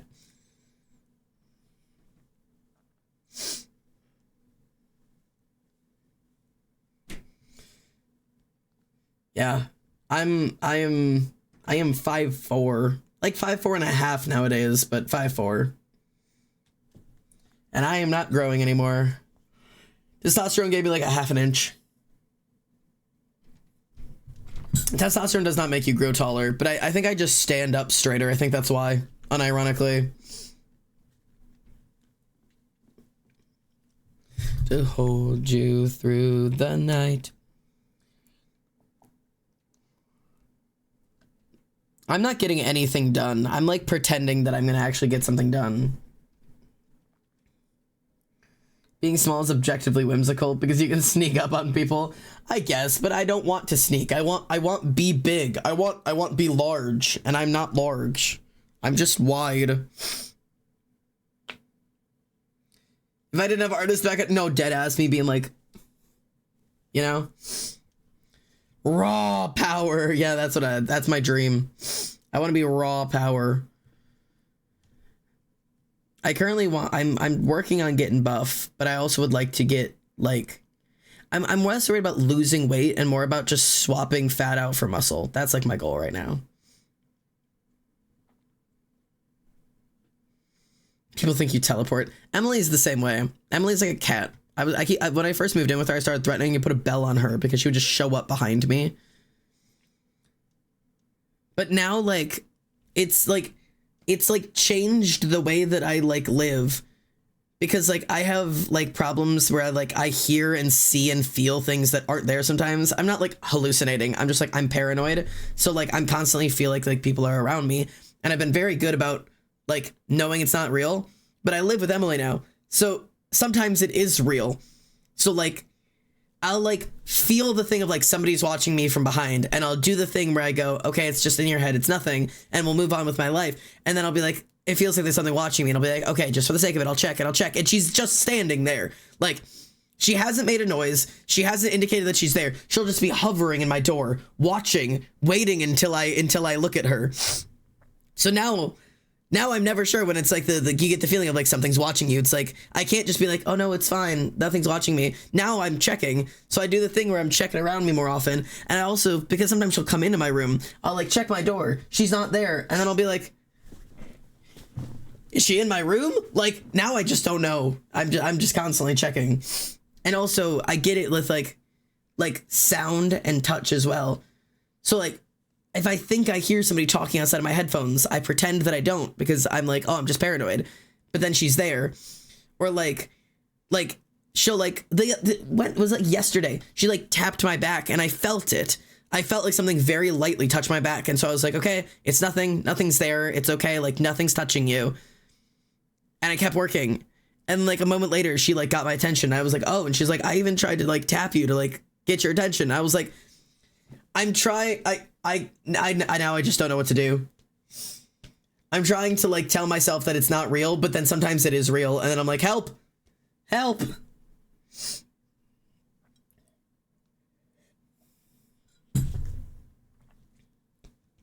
Emily undoing my paranoid training. My last, like, Rumi never had that problem because Rumi was the loudest person I've ever met. You could hear her enter the building from any room in the house. Like the door slams open and she goes while she walks to the door and throws her keys across the room and slams her books into the desk and like throws herself down a hallway and like she'll like make panic noises because she comes home from work having to pee, and you'll like slam the door open and throw her keys and go fuck all the way to the bathroom because she has to pee. So I'm just like, Rumi must be home. And she would do the same thing where she would like throw open my door and be like, hello, buddy. And I'm like, what are you? Why? It was so startling. But I was never unsure if she was there. I was always very, very sure that she was there so quickly. She was very different.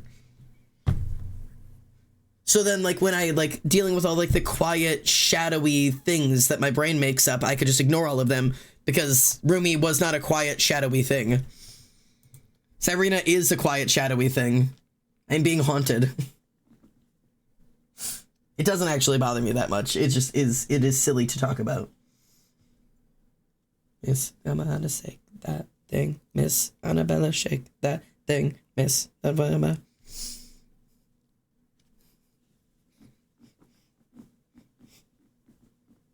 The only person in this chat that I think also knows and likes the song would probably be Mix Phoenix. I don't know if anybody else would be listening to fucking Sean Paul. Well, no, actually, King, you would also be the right age for this. This song was like peak for like 2 years and then disappeared and has not been relevant since. Other people probably know it, but don't have the same like the instinct. Reese, did you catch this song when it was big? No, you're right, you did. Me and you have talked about this. There was like 2 years that if you were middle or high school, it mattered, and then it didn't matter again. It was gone. Me and you have talked about this. It's so funny. Like, this was like, it's never, I don't think him or his music has ever been relevant again since. Oh, this isn't his biggest song? Oh, yeah, no, Temperature makes sense. What is No Lie? What is No Lie? Oh, it's because it's Dua Lipa.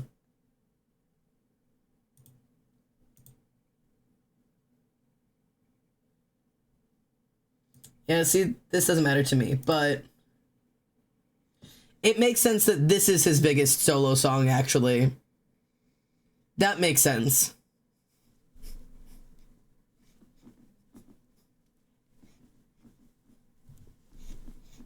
Yep. This is his best song.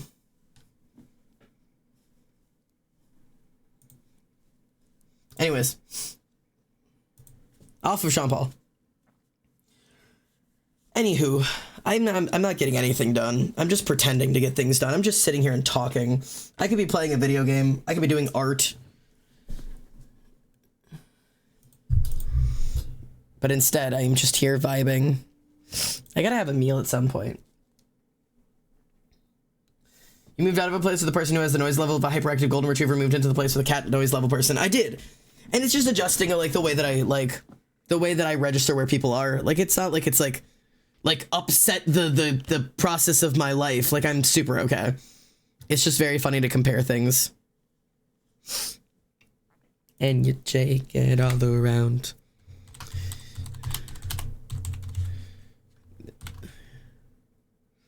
So this is the urge.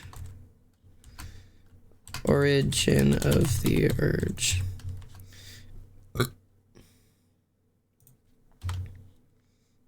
Lie. Okay.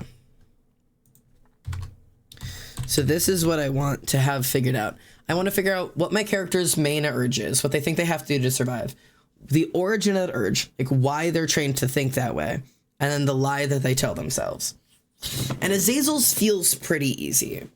Because, like, in theory, the origin of Azazel's urge is the way that he was raised, right? He was raised to be the sacrifice of the village. And so, like, to survive and have his needs be met, he needed to behave in the manner in which the church demands. Like, so, like, it's for him, it's about, like, he needs to be, I don't want to be too vague with it and be like, he needs to be, like, morally good. Like, what does he define as morally good? He needs to be selfless. That's, like, his big thing. He must be selfless in, like, in order to, like, he always has to be willing to give, right? That selflessness is like the core urge, is like, I must be selfless to have my needs met, because when he's selfless, that's when he is fulfilling his, like, role in the village. So, like, his urge is act selflessly, or, you know, like, sacrificially, aka put others' needs before my own. That's like his, like, that's his big thing, is he needs to put his needs before his own. But the lie that he tells himself, because, right, like, characters, they have, like, the way that they actually do think, but that's subconscious, and then they have the, like, the lie that they tell themselves, which is, like, the rational code of paint, which is just, like, acting in accordance to his god. Being selfless is part of that.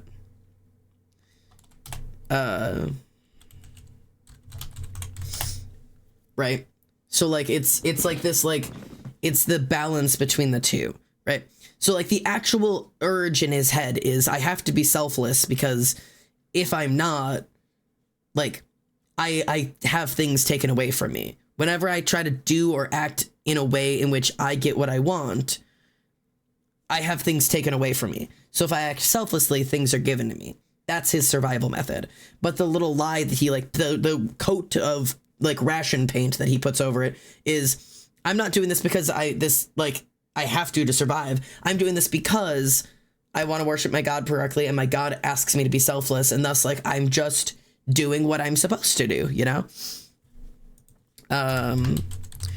Raised as... See, so he was raised as a sacrifice, and taking what he wants, others and himself had things taken away.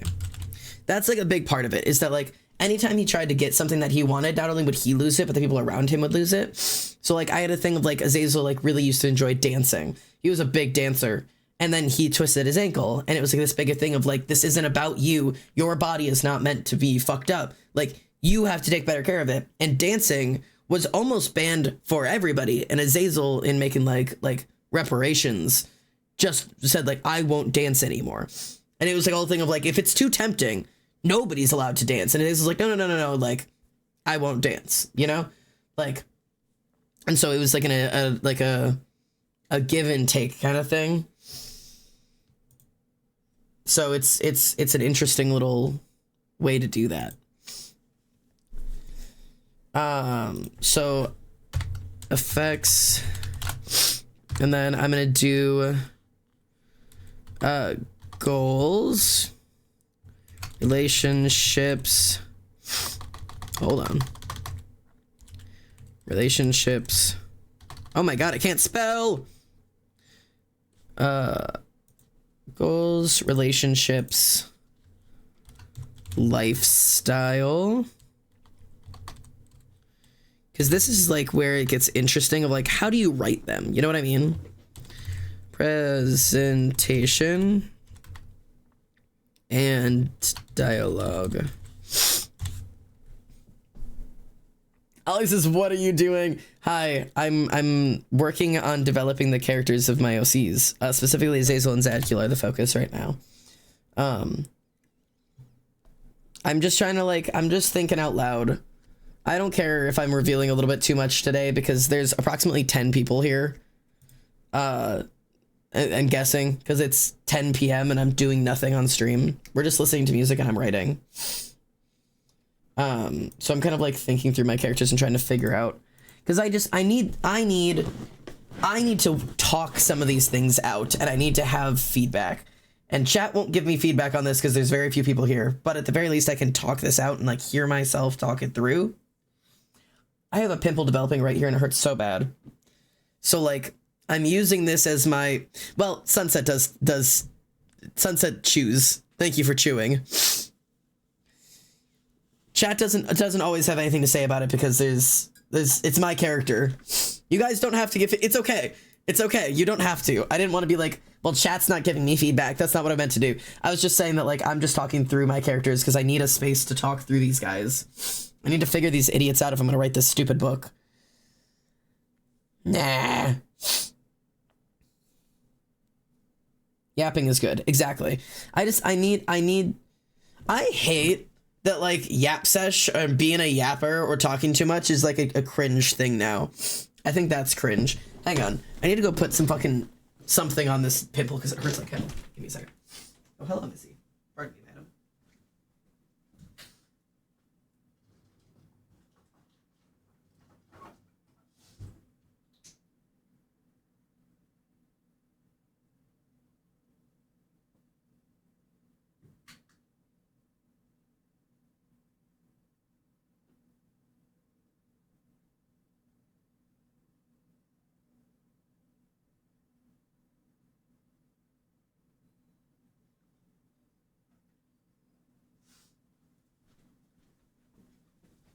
I'm also gonna piss really quickly.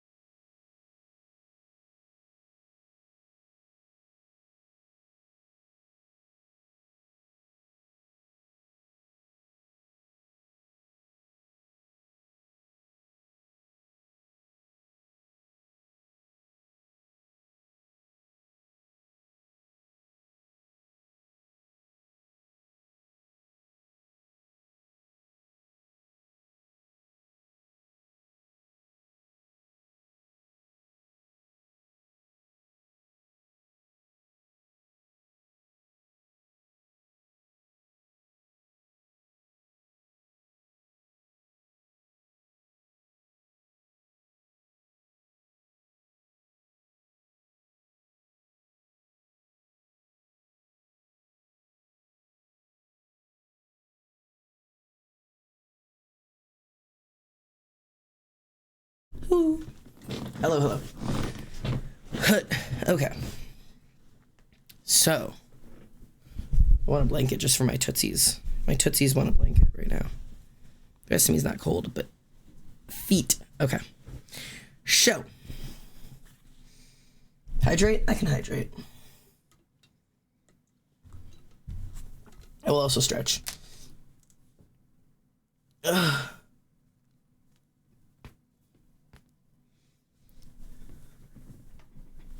Yeah, health check, thank you.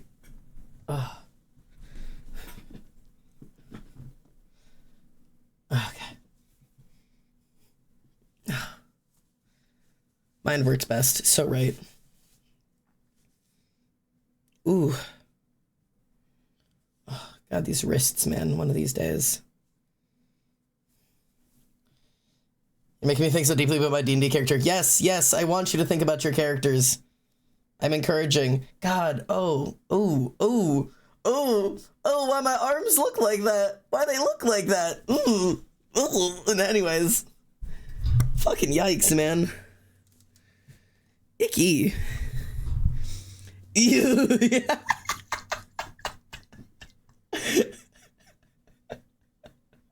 Cyber just like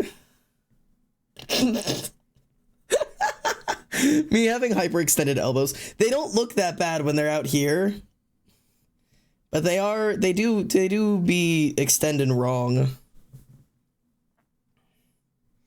Something wrong there. It looks real funny in this angle. Anywho, okay, so Azazel. What in the 190-degree angle? Why are they built obtuse? Listen, it's because of my I've been diagnosed with hypermobility. All of my joints do that. They go too far. That's why, like, I have hand, but then I also have like fingers. Like, I can take like individual fingers and bend them at like way more than you should be able to. And they're actually less bendy than they used to be. But like, that ain't normal. And like, that ain't normal either. Do you know what I mean? Just ain't normal. Okay.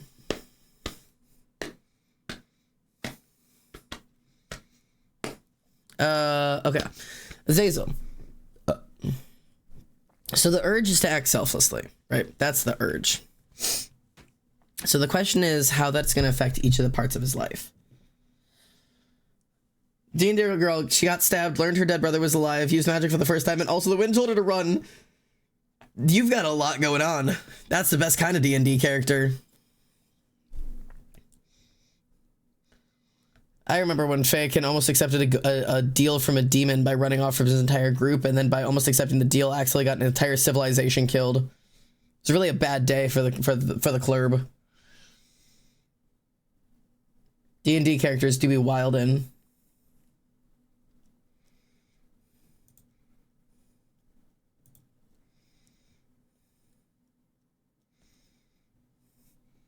That was funny. 'Twas.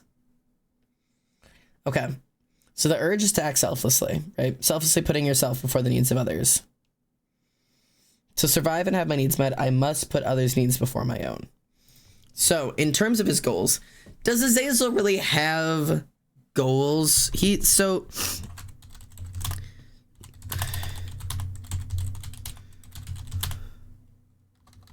I think that's actually how it affects him. I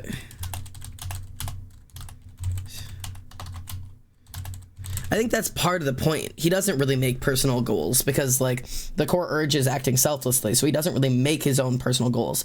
That's why he feels so loose and so hard to write, is that normally characters have, like, a goal, right? They have a plan. They have a thing that they want. And the whole thing with Azazel is that he's not supposed to want things, because that's part of how he's supposed to be living, is, like, in selflessness. So Azazel doesn't start the book with some, like, big want. Like, it's just, like, he's just there.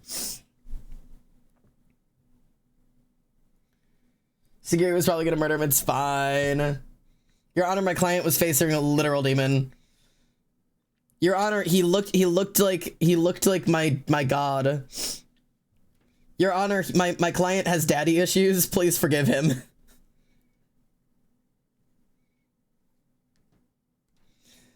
Yeah, the DM coming in to be like, brave to think you could have won is crazy. That's wild. The DM being like, really?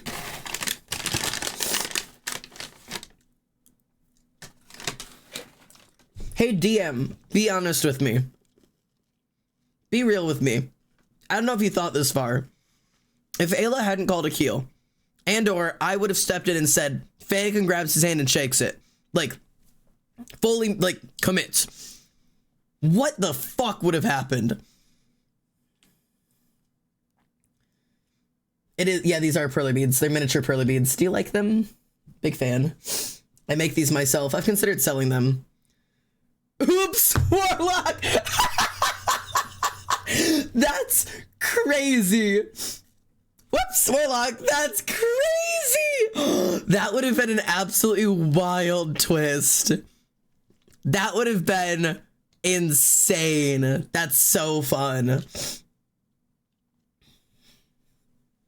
That would have been my second class switch. Oh my god. Being a paladin to Akil and suddenly like, whoopsie daisies, now you're a warlock to this demon instead. That would have been so fun. I'm glad we didn't go that way, but that would have been so fun. God, I love my DM has things planned. That would have been so fucking wild. That's the kind of shit I live for. I like, my biggest thing in D&D is like, as long as you don't like perma kill my character, everything's on their on the table. Their backstory, their class, their limbs, take it all. Nothing is sacred. I care not. I love watching characters develop physically, mentally, emotionally. Like, moving through different phases in life is like one of my favorite things to track in characters. So it's all on the table. As long as they're alive by the end of the day. And that doesn't mean they can't die and come back. They can do that too. As long as it's not like RIP, they're gone, make a new character, unless that's like deeply discussed beforehand. As long as they're not perma-killed, everything else is on the table. Life, limb, and the pursuit of happiness. It's all gone. Like, take all of it. Life, limb, and the pursuit of happiness is crazy. But yeah, that's my D&D POV. And not everybody plays that way, nor do you have to play that way. A lot of people are like, yeah, this is the class I wanted to play. I would prefer to continue playing it, please. But I'm all for chaos. That's how I have fun in D&D, is like constantly moving. Your Honor, my client died. Your Honor, I don't know who I'm defending. The client is in fact a corpse. Your Honor, this is a funeral home. Please leave. I will represent you without taxation. Yeah. Someone call the necromancer. If you necromanced my ass just to have me appear in court, oops, all bones. Yeah, correct. Oops, all bones is right.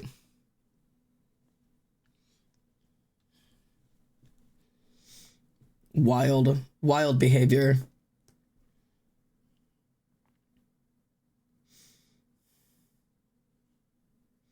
I won't see no rain today.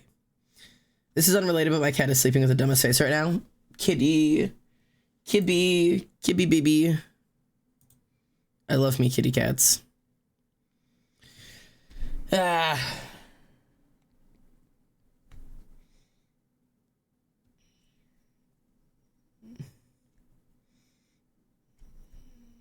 Okay. I'm back to writing. I promise. Okay, we did goals. Relationships. So, because Azazel's core urge is selflessness, that's going to affect his relationships, right? Giver in relationships. See, but it's going to affect both directions. Because relationships for Azazel are really complicated because he is actively being worshipped by everybody in the village, but he's uncomfortable for asking for anything from them. So despite the fact that they're all worshipping him and willing to give him anything, he can't actually really ask them for anything. You know what I mean? Despite being worshipped by the village, he can't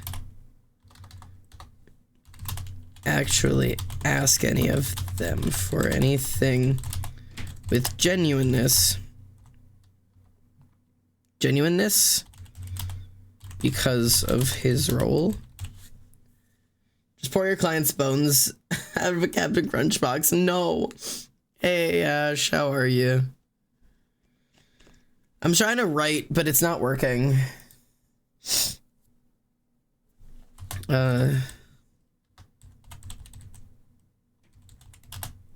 Simplistic.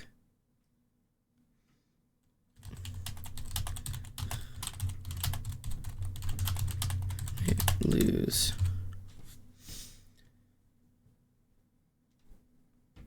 Yeah, generously. Wait, no.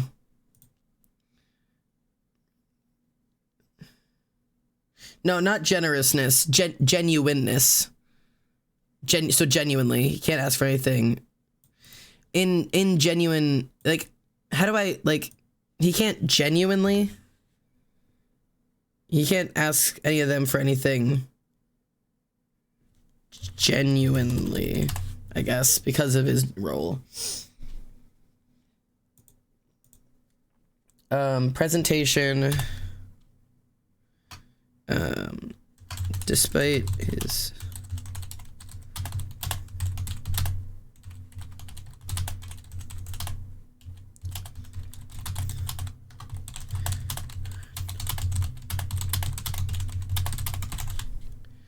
okay. Yeah, I don't know how to type. Okay, this is one of the hard ones. Adverb moment. Adverbs, yeah, my brain melted for a moment. I love my stupid anime openings.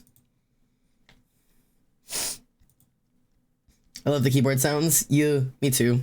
Good clicky clacky sounds. Yeah, I can make them more evident if I do that. One of the interesting things is dialogue. How does the way that Azazel thinks, the way that he believes his life to be. Congratulations on the first, Ash. How does that affect his dialogue? How does that affect the way that he speaks?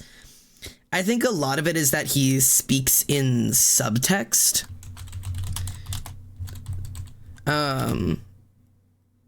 Doesn't say what he wants. He's very quiet, very thankful. Like, he has a tendency to say less than what he is thinking. Or at least I want to write him in a way that he's quiet. He says less than what he is thinking. Although I really have kind of leaned in both directions, and I kind of need to decide which one I want to land on. If I want to have him be like a generally quiet character who says less than what he's actually thinking and kind of keeps the rest of it internal, or if I want him to be like a fill the silence kind of person, like a whole like, I can't say what I actually want to say, so I'm going to fill the silence with as many other things that I can possibly say and talk my way around it until somebody else has to tell me to shut up because I'm just rambling about the fact that I don't know what to say because I can't say the thing that I actually want to say. So if I think of like Azazel wants to say like maybe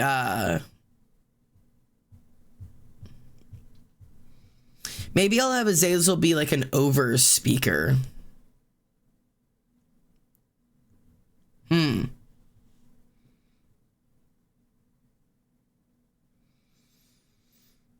Because in general, Othello, he's surrounded by... Myra is not quite an overspeaker, but she speaks very genuinely. Othello is an underspeaker. He does not say what he's thinking. Very quiet character. And I have to decide if I'm going to make Zadkiel or Azazel the more talkative amongst them. And I think it makes...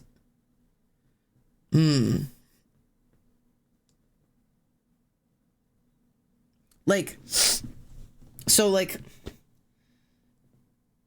currently I have it written that Azazel is more childish, hyperactive, speaks a lot faster, and Zadkiel is the little bit more like reserved, controlled, like has it together, speaks less, very quiet, right? But I think the way that I originally wanted to write them was the opposite.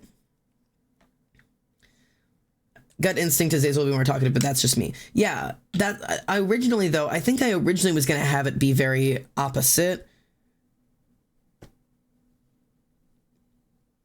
At least so my instinct is that like in a position in which he has to be, which is like in the church and in the village, he is very quiet. He is very reserved. He is very respectful because he has to be. Like, it's like he's putting on a show. And then when he's alone with his friends and or with Zadkiel, he would be a lot more loud and energetic and talkative and, you know, speaks very quickly. I'm just another sad kid in a black hoodie. Anyways, so I think it would be like you would see that come out in him.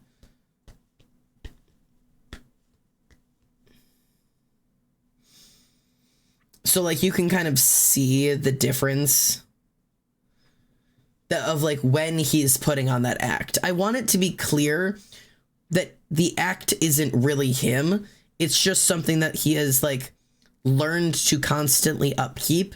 And there are only certain moments where you see him not partaking in that.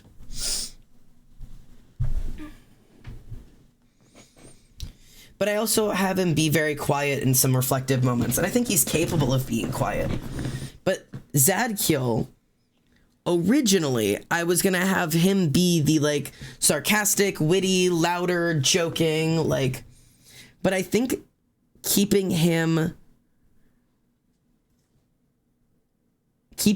like, the more quiet, reserved character may be the better way to go.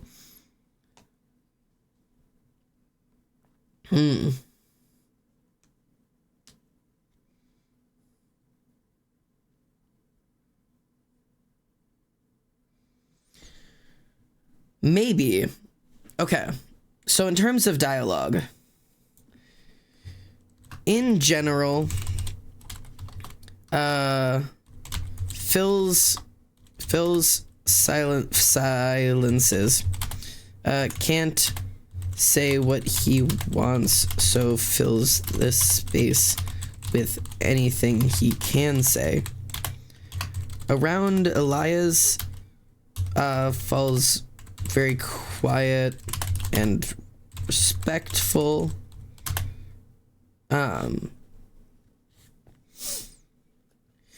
So perspective is actually another thing I have to figure out right now. I'm currently between third person omniscient and first person.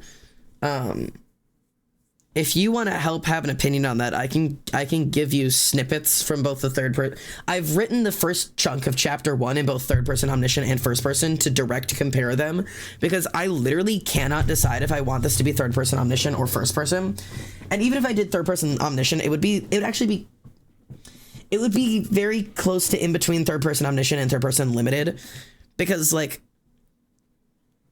it might end up being third person limited. I don't want 100% of like being able to completely hear and think and see and feel how everybody is feeling in every moment, but I definitely want to have access to some of it, but I only want to have access to like what Azazel understands. So it may end up being more of like a third person limited, and then like I've really been toying between third person limited and the just like a completely first person perspective. Ash, if you want copies of the chapters, I can send them to you, and you can give me your opinion if which you prefer, because it's been really difficult to try to figure out. I would enjoy them. I can give those to you. I'll send them to you after stream and we can chatter about them.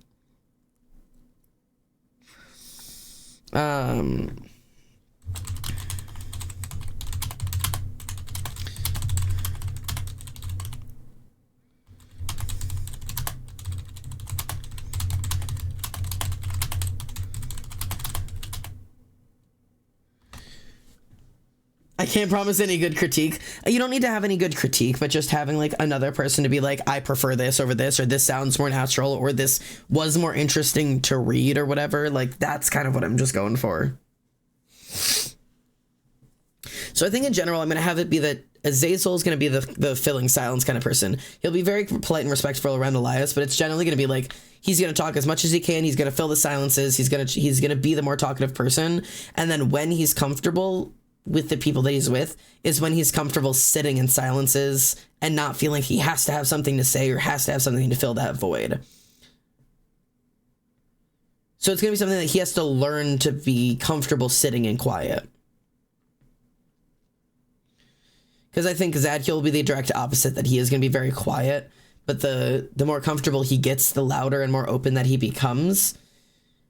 And so it'll be interesting to watch it be like, when they're together, the space is filled with Azazel and Zadkiel is there, and it shifts as Azazel's more comfortable and Azazel's comfortable letting there be silence and Zadkiel's comfortable taking up space. We'll kind of watch.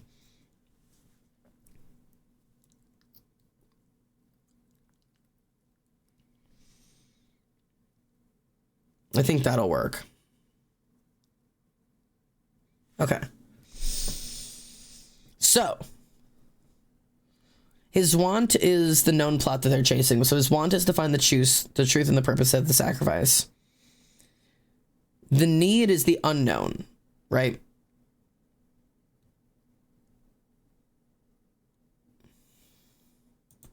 Self-image. That sounds good to me. Yeah, since you have access to his thoughts.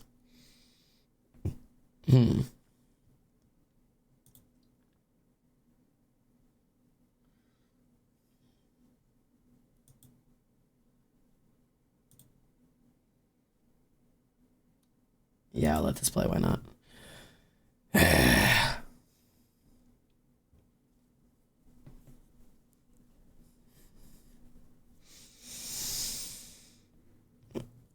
So there's want, need, purpose, and personality when you're writing characters. At least that's kind of one of the ways that I sort it. The things that I sort out for every character are urge, origin of the urge, lie, and the way it affects his life, and then want, need, purpose, and personality.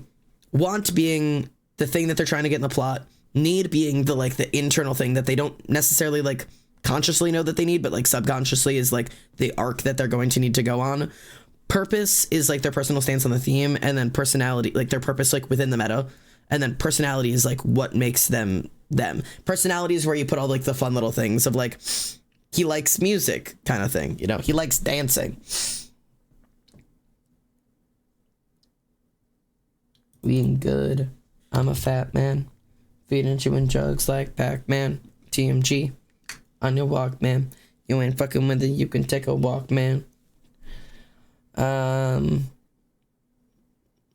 His faith will do. And then I also have like, so I have like the things that he values, the things that he fears, the things that he craves.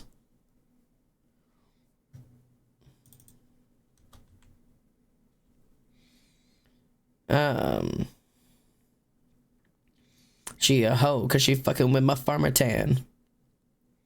Hello, Mossy. I'm doing good. I'm trying to write today and I'm not getting a lot done, but I'm really trying to use my darn brain. I'm just trying to talk things through and I'm using chat as my sounding board. How was your night? I write in Godforsaken second, so I have issues with that kind of dialogue. I love second person. Second person is brilliant. I've seen the only other person I know who really uses second person exclusively is Ollie, and she knows how to do it. That's for damn sure.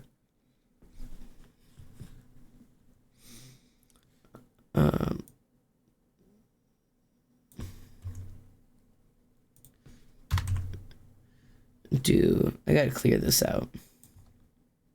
Oh, that's not what I want to do.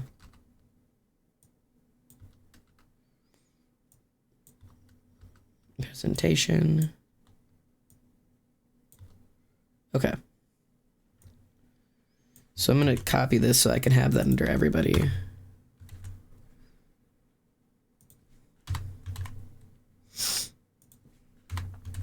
Yeah.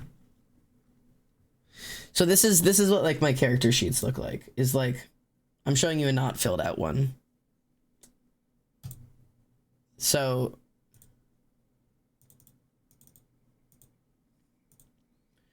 this is how I put them down. So if I have like Othello, right?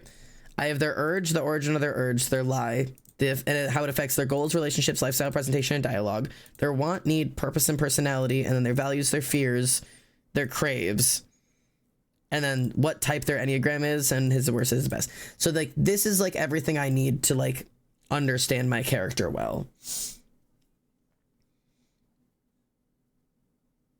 So that's kind of like how I try to like plan these things out. It's not exactly the easiest way to do it because it's definitely more information than a lot of people need to know. But like I struggle so much to write characters that feel like they stay in character that like I unironically like I need this if I'm going to understand what the fuck my character is doing or talking or whatever. You know? My parents don't have a grocery shop. I kid you not, the only thing in the closet is edible on its own is a bag of oyster crackers. Welcome to Ingredient Household. You are home. You must cook now. You have no choice but to cook.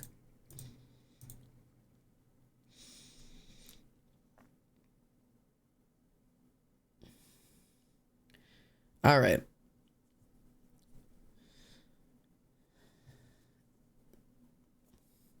This has always been a green household, but this is a new low. When I try writing in other perspectives, I accidentally switch to second without realizing it. I have not had that problem. I'm not somebody who switches perspectives on accident, but I will switch tense, like past, present, future tense. Ooh. I got dry oats and oyster crackers. Yeah, I hear you. Oh, Christ.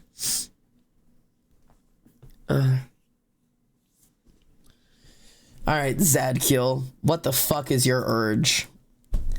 Zadkiel is so much harder to write. Because Zadkiel has a goal. And he doesn't really go on a character arc per se. The main character is Azazel. Azazel goes through a character arc. Zadkiel, he has character progression, but it's not necessarily like character like arc like his like core urge isn't getting tested. Clear as the skies, you can see right through me.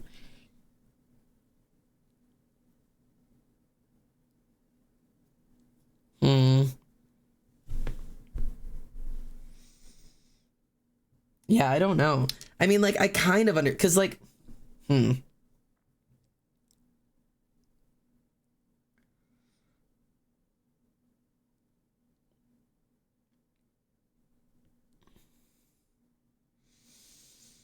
So, Zadkiel was raised in a very different types of society than Azazel was, right?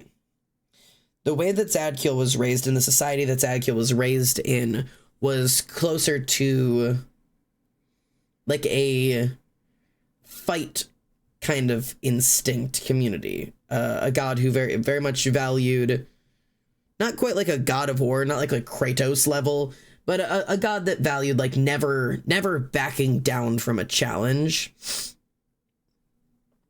Realized Mackenzie's core desire is to be forgotten, and now I'm sad. I that's not going to be their core urge. I don't. Well, maybe. Usually that's the lie. That like core desire is to be forgotten is like that's the lie that they've covered themselves in. Usually back up another step there and go, why? Because I feel like that's one that you can ask one more time when you're like, his desire is to be forgotten. Why? Because like, if I'm not forgotten, then insert bad thing happens here. That's the urge. Like, that's like the urge being like, the urge is going to be like the one step deeper than like, I want to be forgotten. The urge is like, to survive, I have to be forgotten. What? Why? He failed at the one thing he had going for him. Oopsies. Yeah. Because, I mean, he's dealing with the whole, like, hand slipped, got a traumatic that, so, okay, so, because, like, so, you've got your origin of the urge, which is the traumatic brain injury, right? Can I share my OC's core desire stolen from his world anvil? You sure can. So, Mackenzie's, right? Mackenzie is... Traumatic brain injury was the core of the origin. See, but it's not going to exactly be the brain injury, right? It's the loss of a sense of purpose, right? So we need to back up further, because the desire being, I want to be forgotten. Well, why? Well, because people only remember me as this big thing that I like used to be. Stop being blurry. As this big thing I used to be. And I don't want them to remember me for that anymore. Well, why? Well, because it hurts when they look at me and all they see is this, and I'm obviously not fulfilling the thing that I'm supposed to be fulfilling. And that hurts me. Well, why? Because you have to have a purpose in life to deserve life. Like, to survive and have your needs met, you have to be fulfilling your purpose in life. And I failed to fulfill mine. Like, there you go. That's as far back as you go. It doesn't go any further back. Because if you go any further back into like, well, why do you feel that way? Then you get into backstory of like, well, why do you feel that way? And that's going to come from some other part of his life. Like, that's going to be like that's going to be like the chunk of his life. That's like, what in your life made you believe that to deserve to live, you have to have a purpose? And that's where you'd have to go and hunt down of like, is it the way that he was raised? Was it always like his parents that were telling him that like, or even, wouldn't even just parents, like having it be like that, like pattern in his life, the origin of his urge, the core urge is you have to have a purpose in life, right? To survive, you must be fulfilling your purpose in life. And he's failing at that. So the lie in his head is, I want to be forgotten because like, you know, I don't want to be remembered for this anymore. The urge being because he's failing at the thing that he was told he needs to do. And then the origin of the urge is going to be the pattern of like, maybe it was the pattern of when he was playing hockey. That is what people knew him for. And that was the only form of praise that he got. You know what I mean?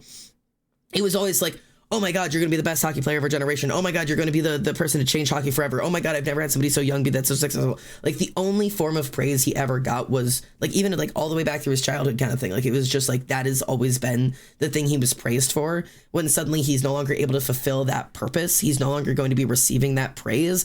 That's enough of an origin point to create the urge of, you must be fulfilling your purpose to be to be worthy of being alive, and he's no longer fulfilling his purpose and therefore no longer worthy of being alive. Thus, I want to be forgotten. Like, we were able to like dig past like it's not just I want to be forgotten. It's I'm failing the one thing I'm supposed to be doing in life. Like there's that urge, because not every character has that.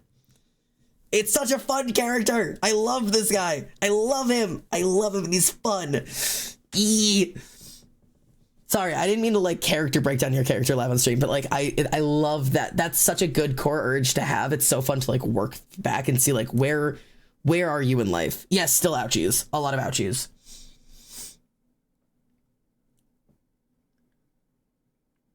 I wrote it in an sexual characteristic section, but it's definitely the core desire. It's very broad, but it's the main thing about him. Okay.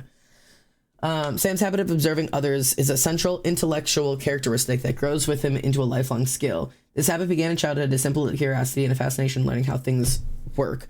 From his natural environment to the natural society he was raised alongside to the crafting and maintenance of the structures of machinery, everything in Sam's life has always been approached with the mindset being disassembled and pieced back together, either physically and or mentally, until the inner workings were thoroughly understood and appreciated. I'm reading it again in my head, sorry.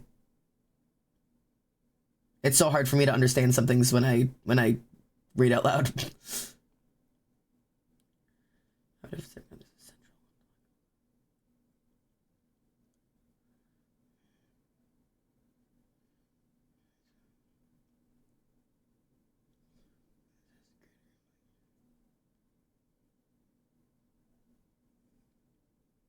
So his core is to survive and have my needs met, because that's always the best way to write. That's always the best way to try and write your core desire, because at least for the sake of the character sheet I'm using right now, the urge is always to survive and have my needs met, insert thing I must do. Like, because then it's like, that's how you like challenge it and whatever. You don't have to do that for your own writing. If it doesn't work for you, it doesn't work for you, for all the people listening. But so like for Sam's, then I'm working through like, to survive and have my needs met, I must be capable of understanding everything, right? I have to be able to take apart and understand everything that I face if I'm going to survive. Like, that's like the whole like focus that his character is going through. So like, when his character arc comes in, when the character arc always comes in when a core urge is challenged, and a character is either going to defend their core urge or they're going to break their core urge, and that depends what type of arc they're going to have. So Sam's is challenged then when he is dealing with something like PTSD, like flashbacks, where he can't take this apart and understand it. Like, he is not capable of taking this apart and fixing it. This is a piece of him. This is a part of him, and he can't seem to fix it. Like, that's where part of this, like failing comes in. It's like, my urge is I have to be able to do this thing. Like, I have to be able to take apart it and understand it and fix it. And I'm not capable of doing that, aka my urge is being faced. Like,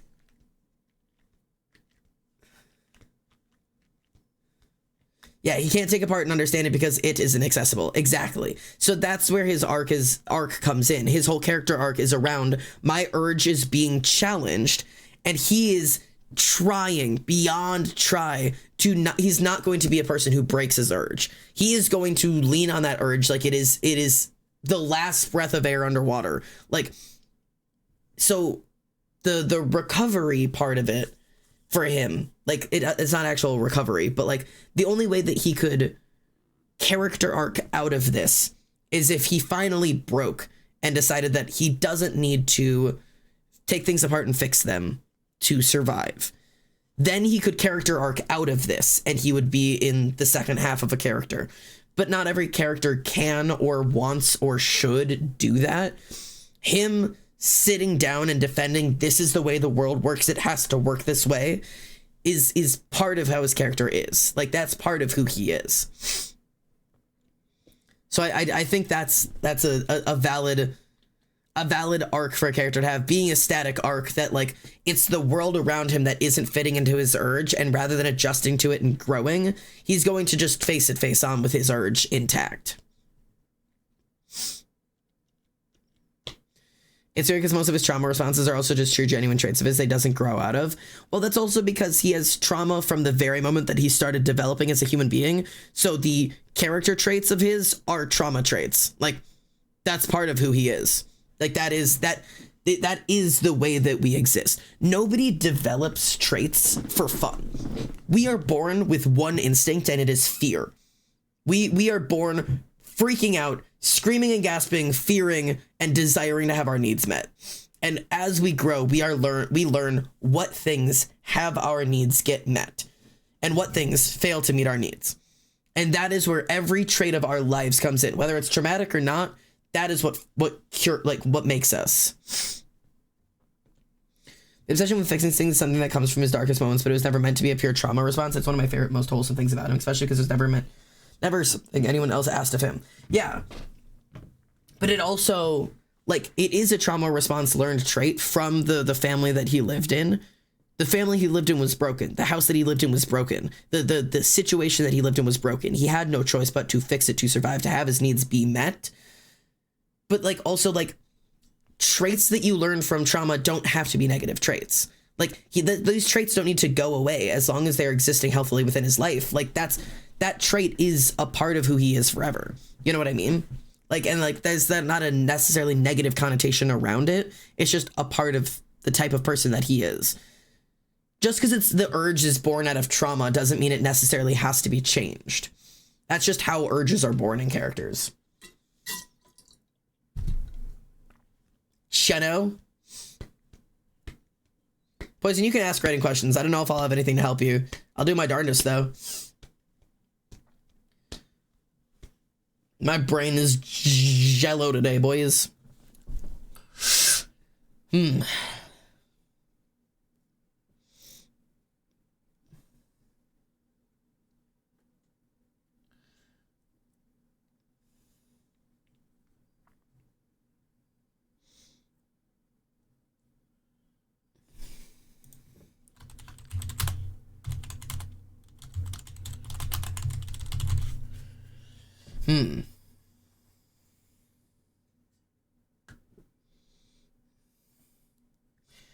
If a character whose arc is him a character whose arc is him learning his father, a king, is a horrible person, and learning that the race he fears due to his father are good people, and that his father killed a lot of innocent people. I have no idea how to write his mental process of it. He's a very caring and loving person. So that's going to be more progression than arc, because his core urge probably isn't being challenged unless his core urge is like to kill those people, and then obviously his urge is going to have to change. But if his core urge is just caring and loving, it's just going to shift who that is from. But I mean, it's just going to be a lot of processing of, like, anytime a character learns a big reveal, it's going to be a lot of processing. Honestly, a great way to go about it is go look at the 7 stages of grief and work. 7 stages? 5 stages? 5 stages is going to be go look at the stages of grief, and that's going to be the best way to kind of go through realizing something horrible, like some big, like, realization like that. Like, first you're going to deny it, like, absolutely no way in hell that's not going to be real, and then you're going to be angry about it, and then you're going to be depressed about it, and then, like, you're going to bargain and be like, no, wait, please, I can fix this, and then you're going to accept, like, it's going to be like, I did that out of order, but, like, that's like a good way to write the mental process. You know?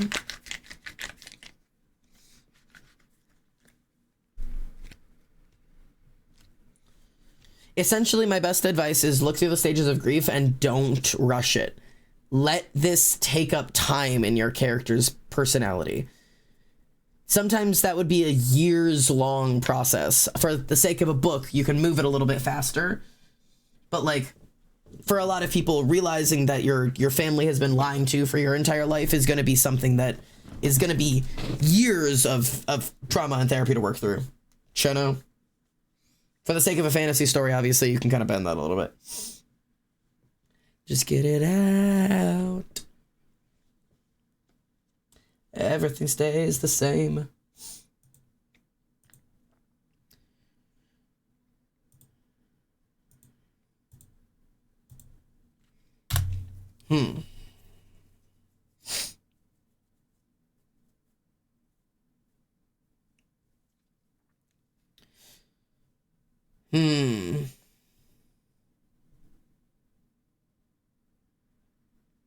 See, the thing about Zadkiel is I have this idea for like, oh God. Sorry, wearing those headphones for too long really bothers me, but I'm really enjoying listening to my music, but like my ears hurt.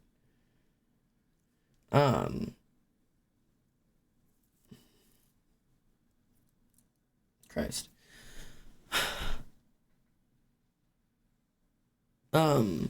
The thing about Zadkiel is I have this kind of like idea for his origin story. Like I have like a concept for what I want. But like, I'm just not sure if it's gonna actually do what I want it to do. So I'm just trying to like figure out, if I need to readjust it.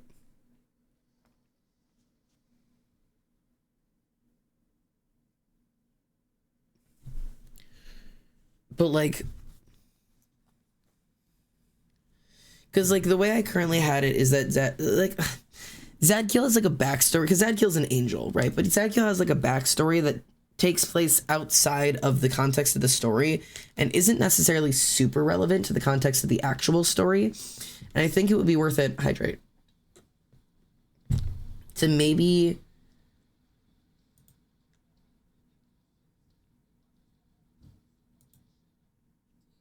I don't know. Maybe adjust his backstory to make a more compelling character in the world that we're in. Because Zadkiel's my biggest issue. I think I really understand Azazel nowadays because I've written the entire book. But Zadkiel was supposed to be a main character. Like, it was supposed to be like an almost dual perspective, like dual characters. But like, I don't know. It just didn't end up going that way. It ended up being that like Zadkiel is significantly less important than Azazel in the story. He's just kind of there. Backsig can be redeemed more than once. It just can only be redeemed like once every, I think it's once every half hour. Because it should say it's like out of stock right now. I think it's like every half hour. Because otherwise people were causing problems where they'd be redeeming it over and over and over and over and over again. Do you know what I mean?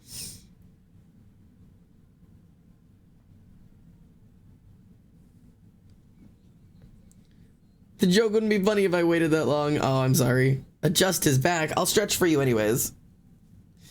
I feel when I write, my brain loves giving everyone the main characters proper backstories before main characters. Yeah. I just like, I don't know. Zadkiel was supposed to be important, and then I just didn't write him. He's just not an interesting character. I don't know what the fuck the point of Zadkiel is. Other than like he has a task. But like, I need to make this like a full character. Like Zadkiel, he has a task, and several of his tasks like involve like, God, I don't know. He wants. I don't know how much I'm willing to say on stream because Zadkiel's story is supposed to be fairly secretive.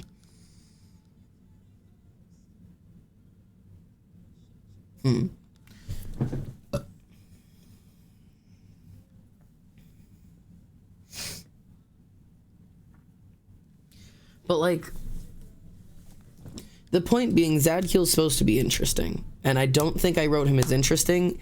I think I wrote him as a MacGuffin. Oh God, Zadkiel's a MacGuffin. He's a fridge. He's a sexy lamp. He's the fucking Eye of Sauron. He's the Rings of Mordor. He doesn't matter. I don't remember the word for what I'm trying to think of right now. It's none of the things I just said. He as a character doesn't matter. He's just a fucking envelope. He delivers information. I need to make him matter. Oh God, Zadkiel doesn't matter. Oh God, that's why he's not in the story. I wrote him wrong. The Eye of Mordor. Maybe instead of rotting playing fake hockey for 4 days, I'll write fake hockey. That's the way to do it.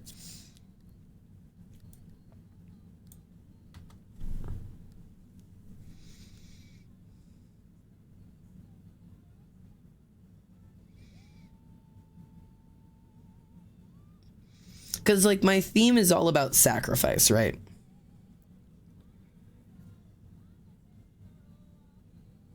And Zadkiel's view on the theme is supposed to be like, what is worth sacrificing to get what you want? You know? That's supposed to be his view on it. It's supposed to be like a challenge, kind of like his view on sacrifice is like he's willing to make sacrifices. The question is, how far are you willing to go? Right? So, but what does he actually need?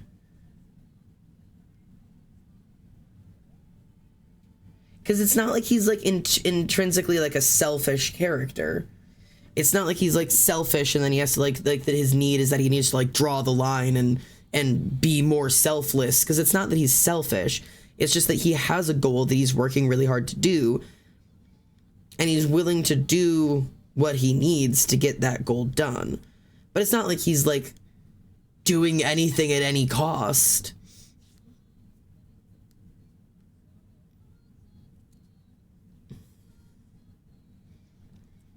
Me when I fuck the school shooter or something, I don't know, I'm not Heathers. That works for me good. Jason Dean, so hot.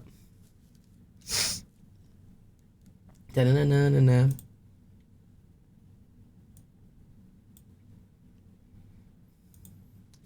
Yeah, full steam ahead. Take this dead girl walking.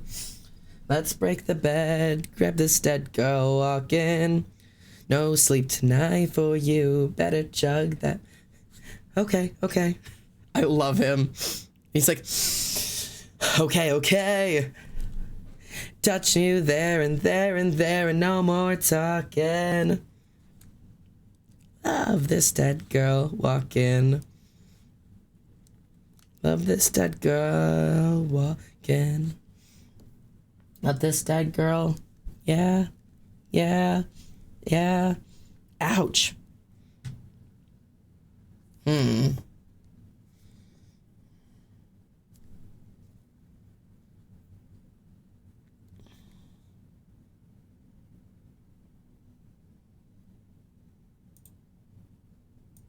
God. I've realized I don't know who the fuck Zadkiel is.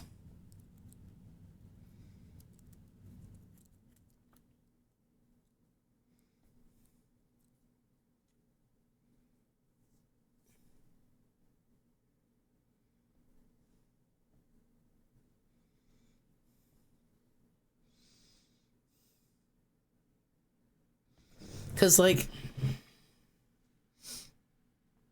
I don't know what Zadkiel wants. No, that's not true. I know what Zadkiel wants. I don't know what Zadkiel needs. Like, I don't know what the purpose of him in the plot is as a character. Like, why it's important that it's him in the context. I know he is trying to achieve the thing. There is a task that he is attempting to achieve. And that's, like, part of what the story is. And obviously he has to develop story with Azazel. And, like, obviously, like, develops a relationship with him along the way. But, like, trying to figure out what the fuck the actual point of being Zadkiel. Where does he come from? Why is this the thing that's important? Like, is it, like, the I don't know.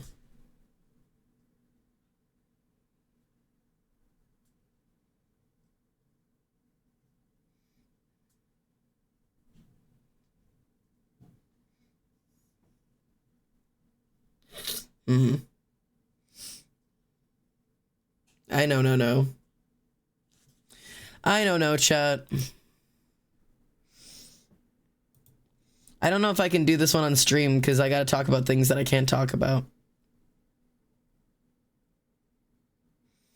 God, I need to have a writer friend that I can talk this shit out with again, but all of my writer friends are friends that I want to read this book.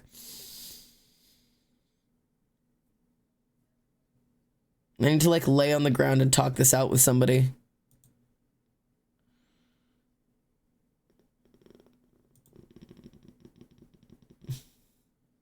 I also need to stop caring if my writer friends know the whole story before I put it out. I need to just sit and talk with somebody about it.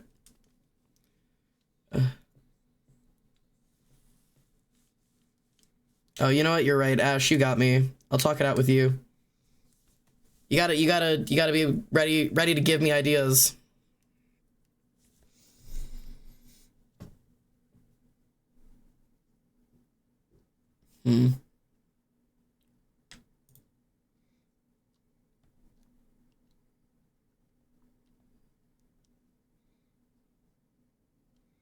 Yeah, okay. I really need dinner. I have not had dinner and it is like past 11. I may simply rap tonight and go try to actually write things on my own. I've accomplished nothing tonight. I've accomplished absolutely nothing, but I did stream like I said I would. I promise I'll actually play a game next stream tomorrow. I think I'm gonna go actually try to get like anything done. Because right now I've got nothing. I need note cards. Do I own note cards?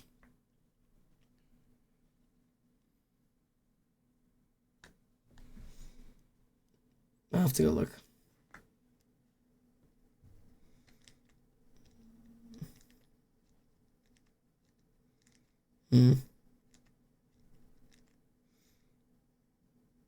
What song is this? This is Can We Get High. This is Youngblood. It's When We Die, Can We Still Get High? It's Youngblood and Lil Yachty. When we die, tell them and we still. I love the sounds at the end of this. Like,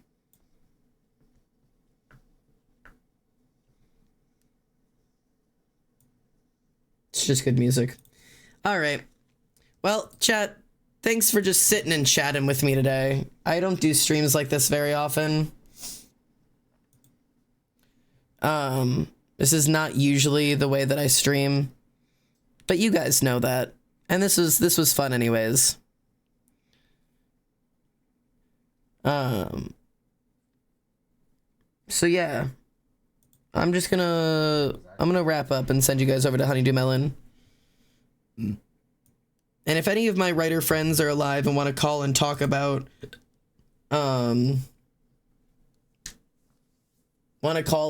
my story, we can do that. I'd be happy to have an OC chat with my friends. Hit me up in either DMs or my group chats. I see your fingers, Reese. I see your fingies. Hit me up. I'm gonna make you guys raid. I do have to go get Din Din. Alright, we're gonna go to Honeydew. Thanks for sitting and chatting tonight. Sorry it wasn't a super interesting stream today, but for all the people who stayed, thanks. It means a lot. And I'll see you guys tomorrow. See you guys tomorrow with a new piercing. Yippee. Yippee. I'm so hungry, bro. Oh yeah, and don't forget to characterize your dad, or I will characterize him for you. Have a good night.